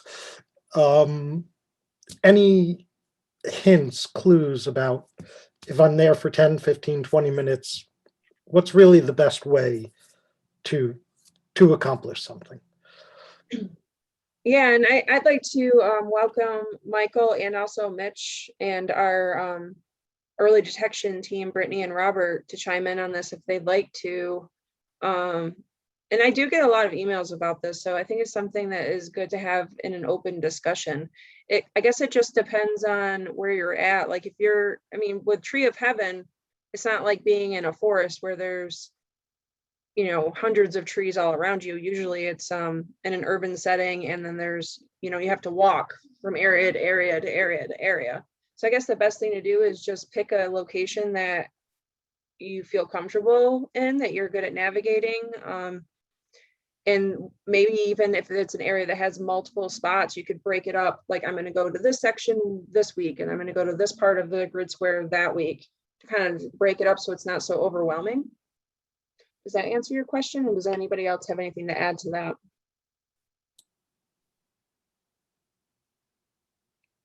That helps, thanks. It does help? Okay. Yeah. All right, and I did put all of the links that I promised I would put right in the chat. And again, all of these will be at our virtual exhibit showcase as well for you to explore. I don't see other questions in the chat. Brittany, am I missing anything, or should we just move on?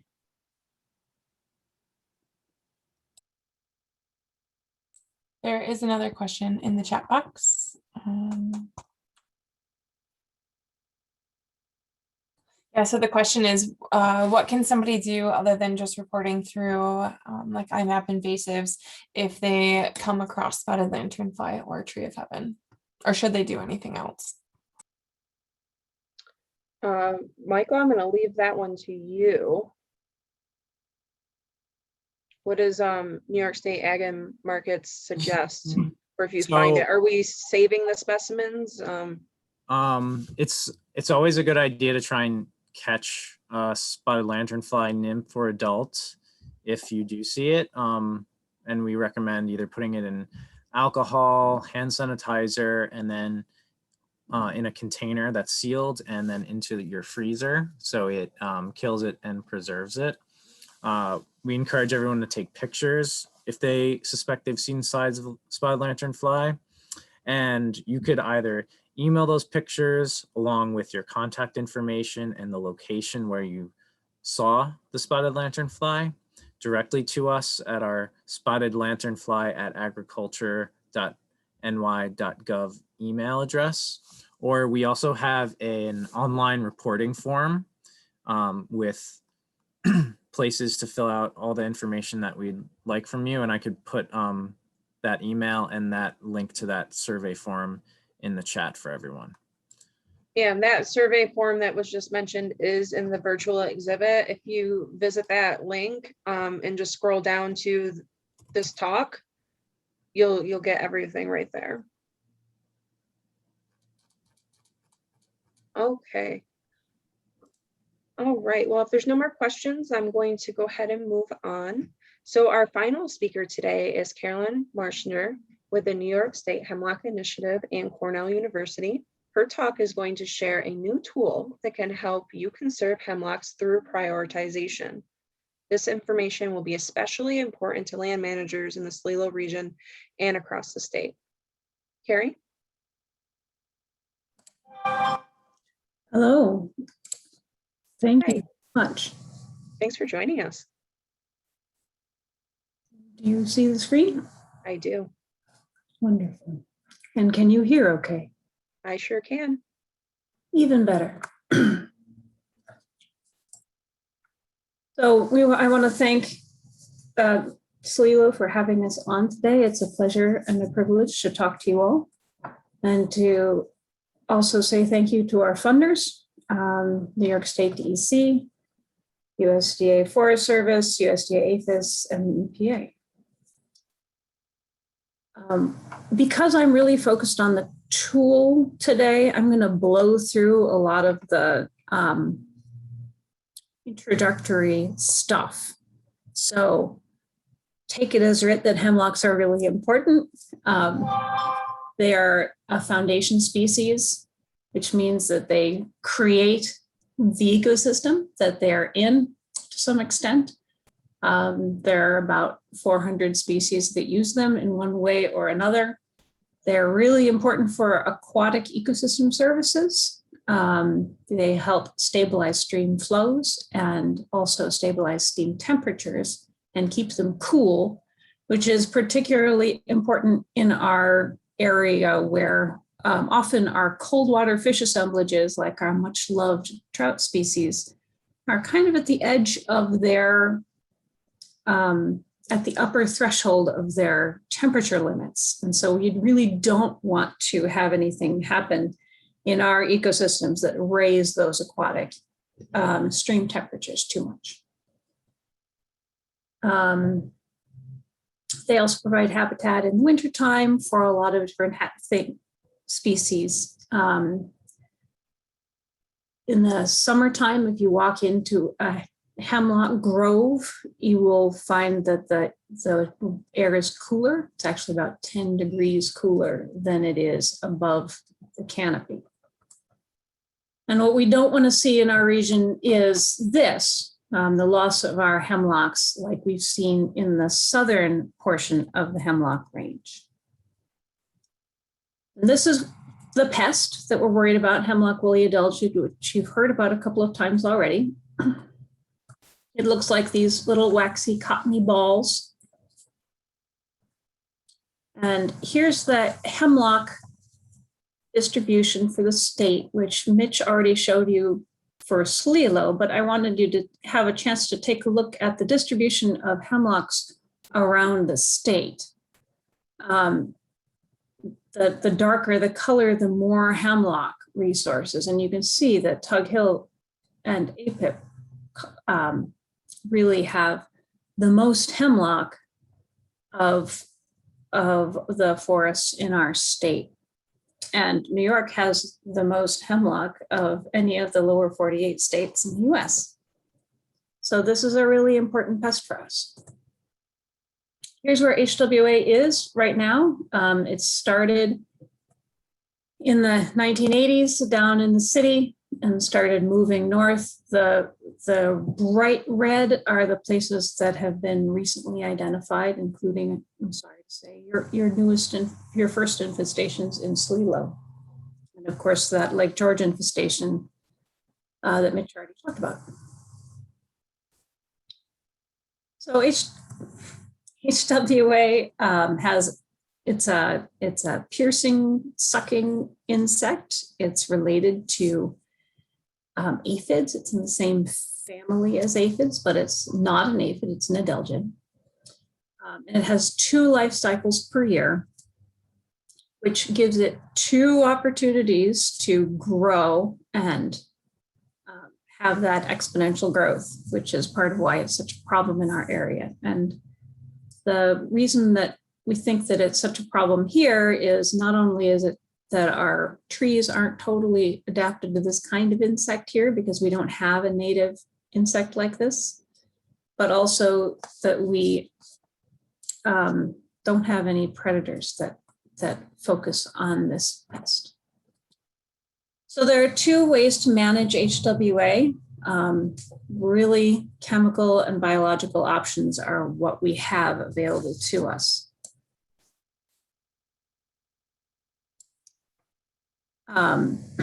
With chemical management, if you're looking at anything bigger than a small hemlock hedge, you're probably going to need to use one of 2 chemicals, either imidacloprid or imidacloprid and dinotefuran. Imidacloprid lasts for several years. There are several ways to apply it, but the way that we recommend is basal bark application. Here you can see a gentleman roping down a steep slope to do that basal bark application. Most of our partners around the state are using this method and then stem injection right alongside aquatic resources. We're also working on a biological control strategy for New York. I work for the New York State Hemlock Initiative at Cornell University, and we spend a lot of time thinking about this. It's a long-term solution. Once you get biocontrol established, then those species are out there in the landscape managing the pest for you. And it's probably the only real landscape scale solution that's available to us, but it's just not ready yet. People have been working on biological control for HWA for well over a decade. We've been working on it for that long just in New York. And we're still in the research phase. Biological control is a long and careful and slow process, but if it works, it's wonderful. So for now, really what we have is chemical management. In your area, you guys are in a great situation for management because you're just getting this pest arriving in your area. And that means that you can do some very critical advanced planning to figure out where are you going to focus your time and attention in order to effectively manage this pest. You have so much hemlock that there's no way you're going to be able to treat all of them. And then the question is, which stands do you manage and try to preserve? And which stands do you decide you are going to let transition into some other forest assemblage? Here are the 2 scenarios that we imagine you guys, our audience, are in. Either you have a property or a handful of properties that you own or manage, and you have a bunch of different places where you have hemlocks. This is the Hike Preserve, which is over in the Capitol Mohawk Prison. They have all these different ecosystems that have hemlock in them, and how do you pick across this very large landscape, which places to focus your attention, or you're looking at a prism level management problem where you have hemlock all across the prism or all across your large land trust, for example. And how do you focus your time and attention to make sure that you're preserving and monitoring those hemlocks that are the most important to the region? So we worked with a lot of our partners to put together this prioritization tool that Mitch was talking about. We worked with Parks and DEC and ERI out of CRISP and Sheila Hess's management group out of Western New York. And everybody helped input ideas and thoughts on how to organize this tool. We also did a panel of workshops where we collected information on what were the critical factors for hemlock prioritization from several of the prisms. And this tool is the output of that project. There's a Word document that walks you through how to think about hemlock prioritization and what these different traits are that you might want to consider. And you can interface with this tool just by reading the Word document and keeping it in mind as you're doing your management planning. But if you want to get more quantitative about your management, for instance, if you are planning to apply for a grant and you want to say, look, we have done our due diligence, we've gone ahead and prioritized all of these properties or all of these stands, and we've figured out why the stands that we wanted to manage are important. You can use this tool. Or if you're working with a watershed group and you're trying to figure out whose properties get treated, there are lots of reasons that you might want to have a pretty quantitative approach to deciding what hemlocks to save. Our tool starts with an initial decision tree before you get into all of the nitty gritty of what stand traits are where, because there are some situations where you just want to treat or you don't want to treat. If you are on the leading edge, and this is going to be a lot of the SLELO PRISM, you're probably going to want to treat HWA wherever you find it, because that will slow the spread of HWA across the prism.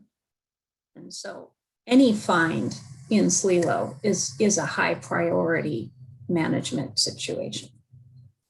If you have old growth, you definitely want to treat it. And if you know the trees are going to come down in the near future, unless you're on the leading edge, maybe don't treat it. And if you are on the leading edge, maybe you push taking those trees down a little early. And in any other situation, we would go ahead and rank it in the prioritization tool. So the way that people have been using this tool is that they often first look at their resources and figure out where their hemlocks are and do some first pass ranking of those resources by looking at an aerial image and just seeing, how many hemlocks or how many conifers that I think are hemlocks are in this area. How dense is it? Is there a stream going through it? Is it along a lakeside? Is there some other really obvious reason that we would want to visit this stand? Do we know it's old growth, in which case it would be a high priority? And just go through those things that you can assess without even putting your feet on the ground first, and then prioritize which places you're going to visit first that way. We've done this with a couple of watershed scale projects, and it's worked pretty well. If you have one property or just a few properties, of course, you wouldn't need to do that. You just go visit all of your hemlock stands. And then go out on the property and look. And there are about 6 metrics that you can assess pretty easily just walking through your stand. How healthy is the stand?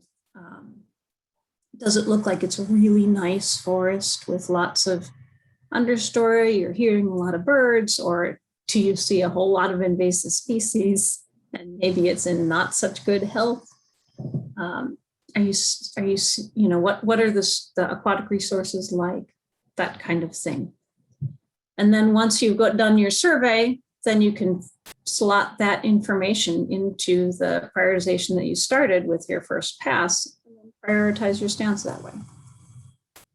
Now, this prioritization tool is really for helping you figure out overall for your long-term planning, which stands are important.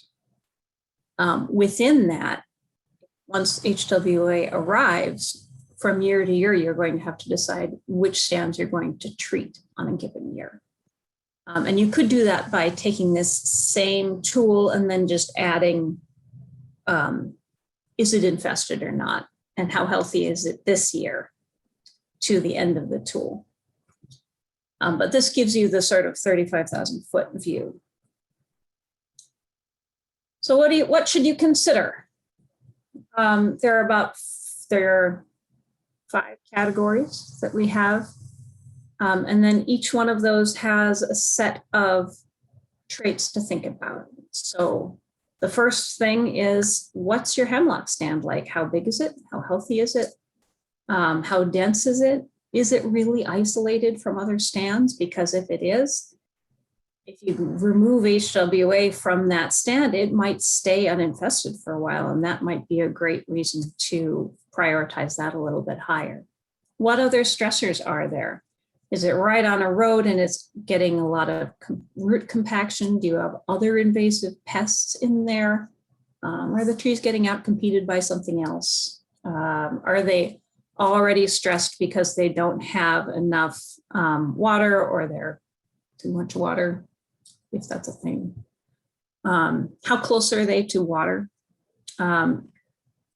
If you're looking at, if you're like a land trust or a regional management group, you might consider genetic diversity. We don't have any tree level or stand level or even state level information on genetic diversity for hemlocks. They're not a super diverse species from a genetic perspective.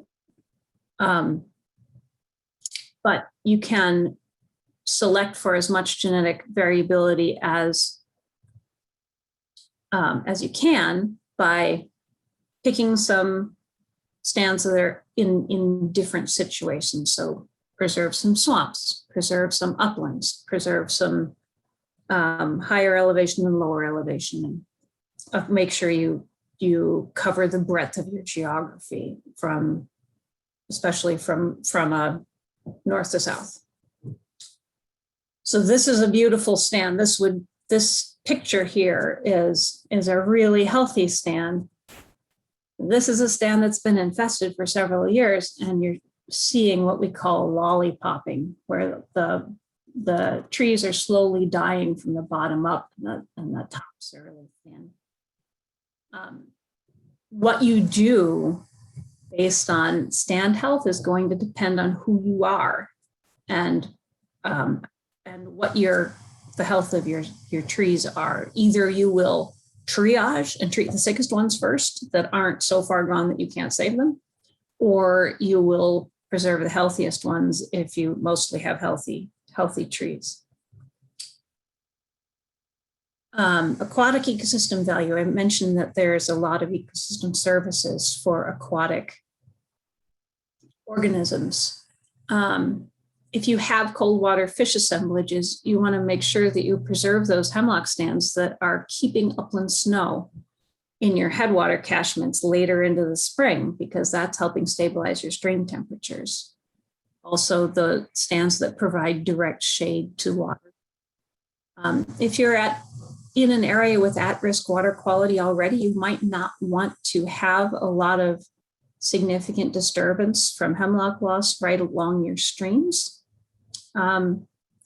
There's some evidence through modeling paper that came out a couple of years ago that stream flashiness, the amount of flooding and then low level flows during high water and low water events, could increase with hemlock loss. And so if you already have a stream that's pretty flashy, you might want to prioritize that watershed.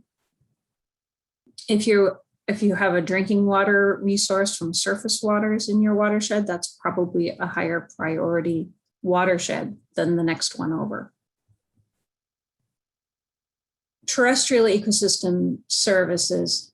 If you have a primary forest, this isn't old growth, but someplace that has never been plowed, where you still see that pit and mound topography, that would probably be higher priority than your typical second growth hemlock forest. If you have a rare ecosystem, either the hemlocks are part of in the hike preserve, they have a calcareous bluff that they're trying to protect that has hemlocks along it, so they're prioritizing that area. If you have rare species, the Heritage Program has a layer you can use to figure out if there are rare species near your hemlocks, and we have in the tool, there's a list of the rare species that are specific to hemlocks. High quality habitat versus a heavily invaded ecosystem. If you know there are a bunch of hemlock dependent species like those Blackburnian warblers or some of the other birds that depend on hemlocks, you might prioritize those. Steep slopes are a little complicated because they're maybe more important to manage, but they're also more expensive to manage. So we'll just have to weigh that. And we're happy to talk to anybody who's working with this tool to help you think that through. Cultural values. Is it politically viable to treat? Do you have the buy-in of the landowner? Are there hazard trees in a park that are absolutely going to be really high priority? Are they part of a natural or cultural resource like Sodenberg Gardens or part of a view shed from one of the state parks?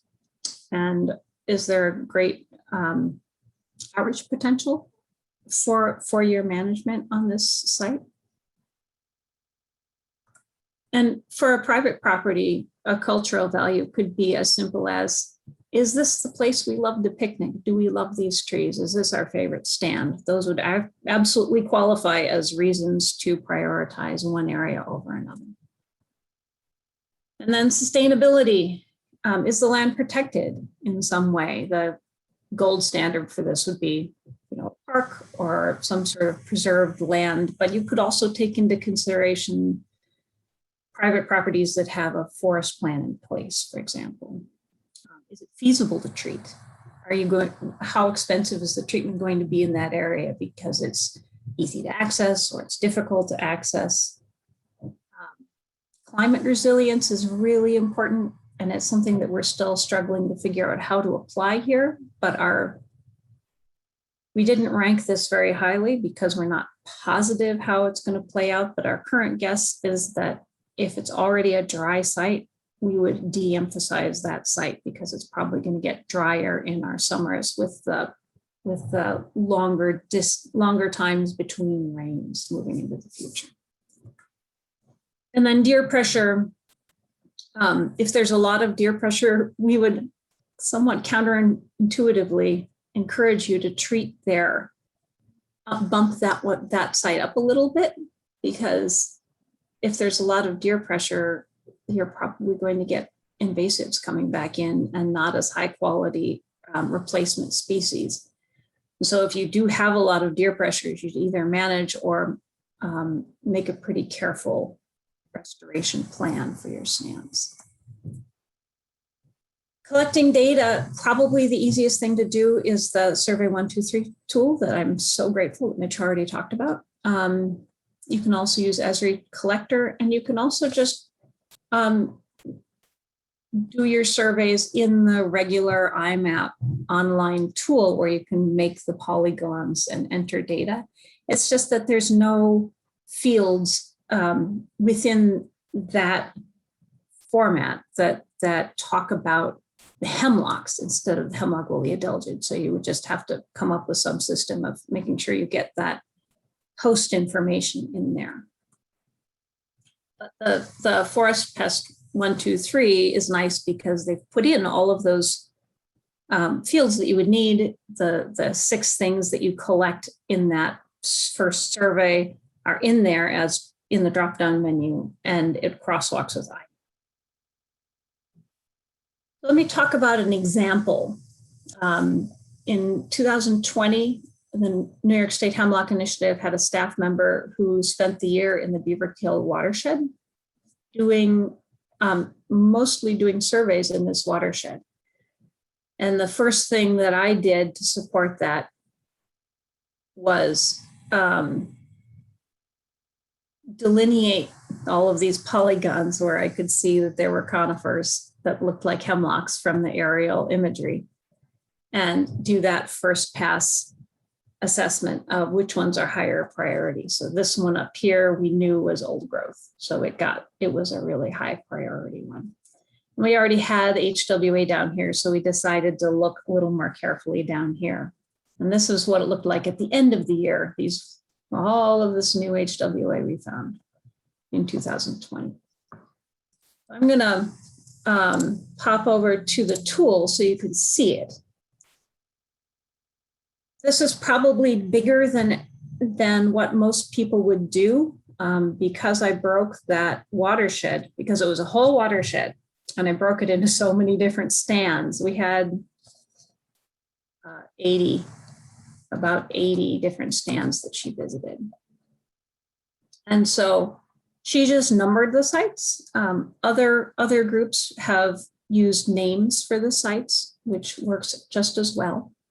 And here in the tool, you have each of these traits that you heard me talking about: stand health, environmental stress, stand size, fish water habitat, cool water fish habitat, primary forest.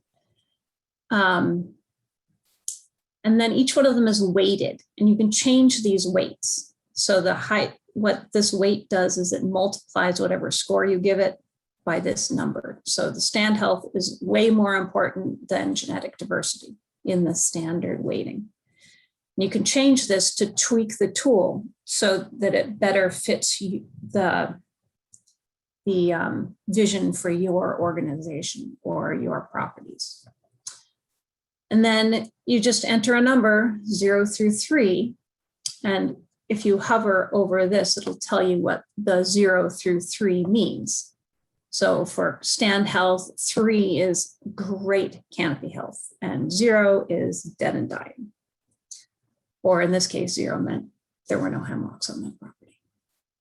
And so Kate went through and she filled out as much as she could. She didn't have any information on genetic diversity, so she just left it blank. She didn't have any isolated stands, so she just left it blank, and that is fine. As long as you fill out all of the same columns for all of your stands, the tool works fine. You just fill it out for what you have information on, leave the other ones blank, and you will still get an answer that you can use. So she filled out all of this stuff, and at the end, she got a number. And the way that you use this number is the higher the score that you get, the more important that stand is compared to the other ones that you have ranked. Because you can change the weights and because you can leave different columns blank if you don't have information on them, you can't really compare from one person's prioritization to another's unless you collaborate on how you do it. But within your own organization, you would treat this stand, and you would probably let, maybe in this case, anything under 100 go, certainly something in the 70s, and probably treat anything over 110. So that's how the tool works. And you can look at it this way, if this makes sense to you, or you can look at it this way. They're exactly the same thing, just one of them's horizontal and one of them's vertical. There's a key that you can look at that will tell you what each of the traits is, and then what the 1 through 3 mean, and some comments. And then there's the Word document that will walk you through walk you through everything, which would definitely would help. So here's some groups that have done this or are thinking about doing this. The Skinny Atlas Watershed Association, the Skinny Atlas Watershed now has a grant for watershed scale management. And I believe they used our tool for that, and I'm not positive. The Owasco Lake Watershed Association last fall got interested in doing this because they saw what the Skinny Atlas Lake Watershed had done. And so I worked with them to do a first pass prioritization of all of the hemlocks in their watershed. And then they went through and started picking off these high priority and medium priority gullies by reaching out to the landowners in those areas, getting permission from them to visit the property, and then sending the volunteers out to survey the properties and look at the forests there and assess their infestation. They found a lot of HWA in their watershed, and they started treatments this year, and they're applying for grants to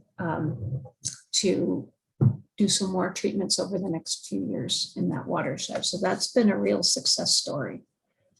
And then in the southern Honeoye Lake watershed, there's a group of entities who are thinking about doing the same thing. All of the preserved lands pretty much already have some kind of plan that they'd like to put together a watershed assessment. So they're training volunteers to do the same thing. Canandaigua Lake Association is interested in doing this as well.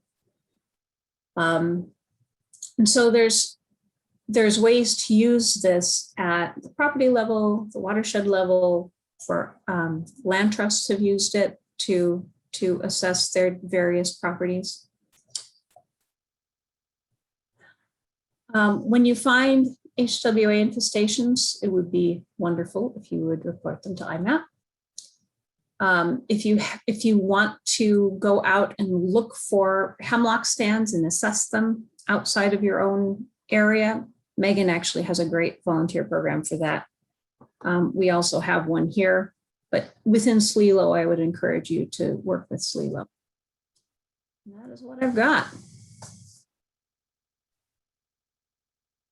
Excellent. Thank you very much, Carrie. Very great presentation. Does anybody have any questions for Carrie that are in the chat here?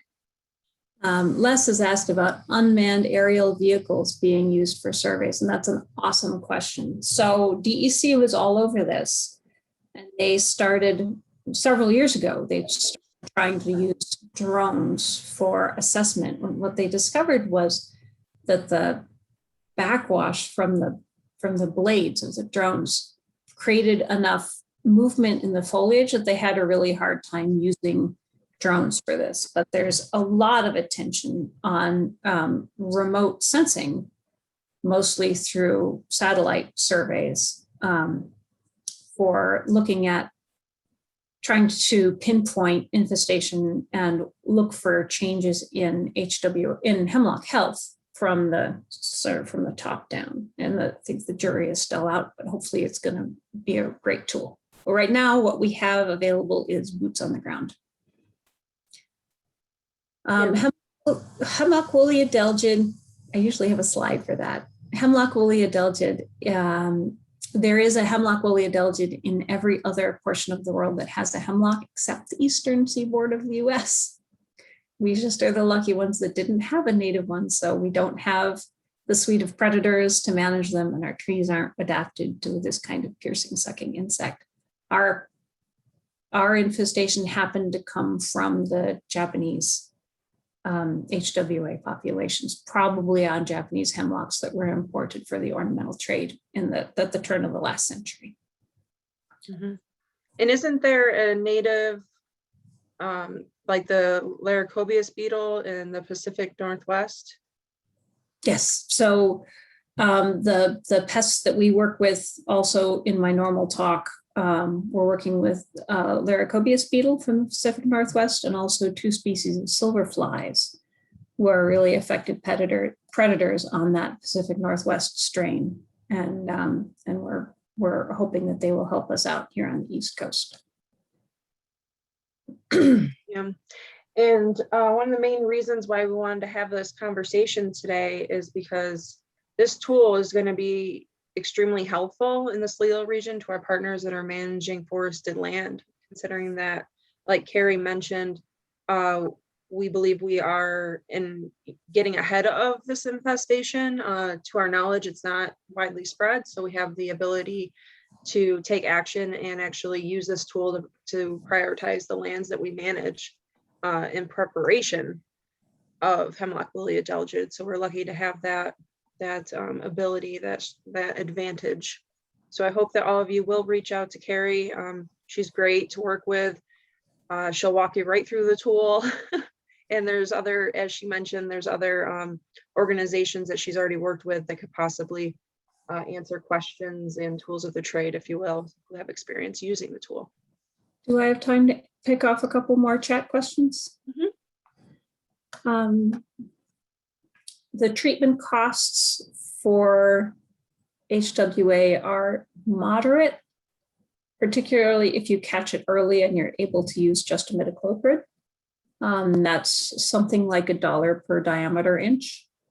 If you have to use the Safari, which in SLELO you would probably want to use Safari because it's an early detection situation. The Safari dinotefuran is immediately effective, so it'll take out the HWA that are there now.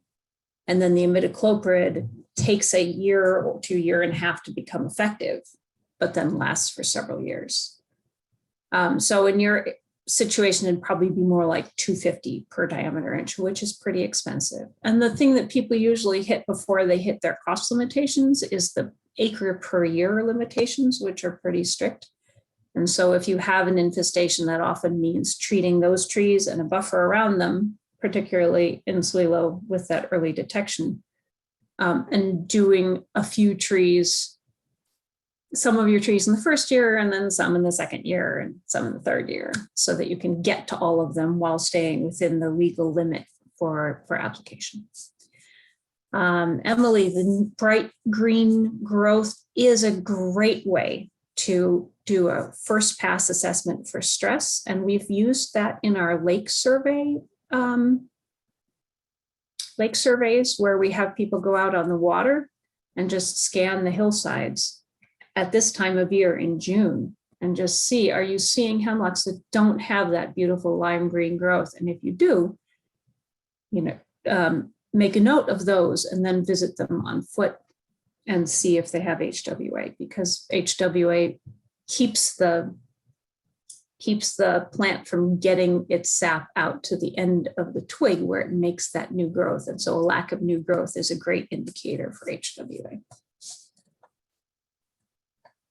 Safari is a restricted use pesticide, and most methods of applying imidacloprid are also restricted use.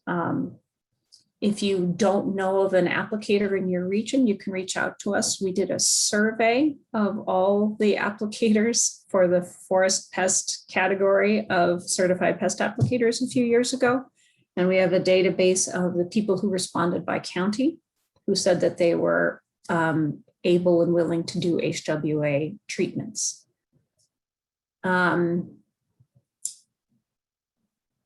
Imidacloprid, you can do a soil drench as a homeowner or a non-certified applicator, but any other method you would need to hire somebody.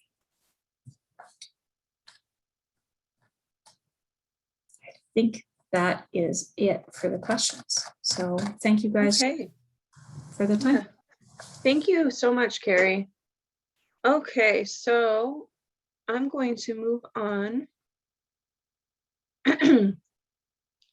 So our day is coming to a close, but I do have a few remarks to share with you before you go. Brittany, if you'd be so kind to put the poll to launch the poll so folks who want to have continuing education credits can do so. And also please do visit the virtual trivia link that I'm going to throw in the chat. And play the game. I'm going to leave the game open until Monday, June 28th to give you just a little bit of time to get to it. There's only 10 questions for today and then 10 questions that will be released tomorrow. And we do have these amazing donations that are pictured on the slide here. Some greeting cards from Tug Hill Tomorrow Land Trust that were designed by Bob McNamara. Also an official SLELO PRISM pin. We have an Indian River Lakes Conservancy hat and a bunch of Save the River items here, shirts, calendars, stickers, hats, etc. up for grabs for those that participate in the trivia game, which I'll throw in the chat in just a moment. And I just wanted to also leave a thought in your mind about our talk that we had today. So today we shared a collective vision that the SLELO partnership has, and that vision is to protect the lands and waters in the St. Lawrence Eastern Lake Ontario region and beyond from the impacts of invasive species. Taking steps today to prevent the spread of invasive pests, plants, and animals protects our forests, waters, and lands of tomorrow. So thank you again for joining us today, and be sure to join us tomorrow for discussions on sustaining healthy lands and waters. And here is the link to trivia, so don't leave quite yet. I gotta throw it in the chat.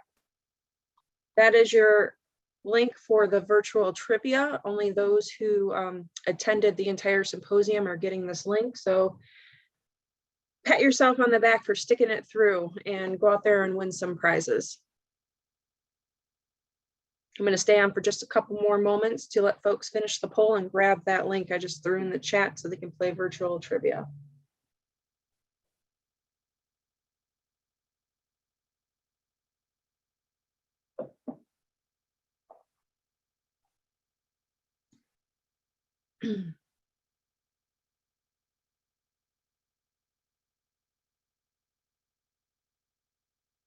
Okay, well, thank you everybody and have a lovely day.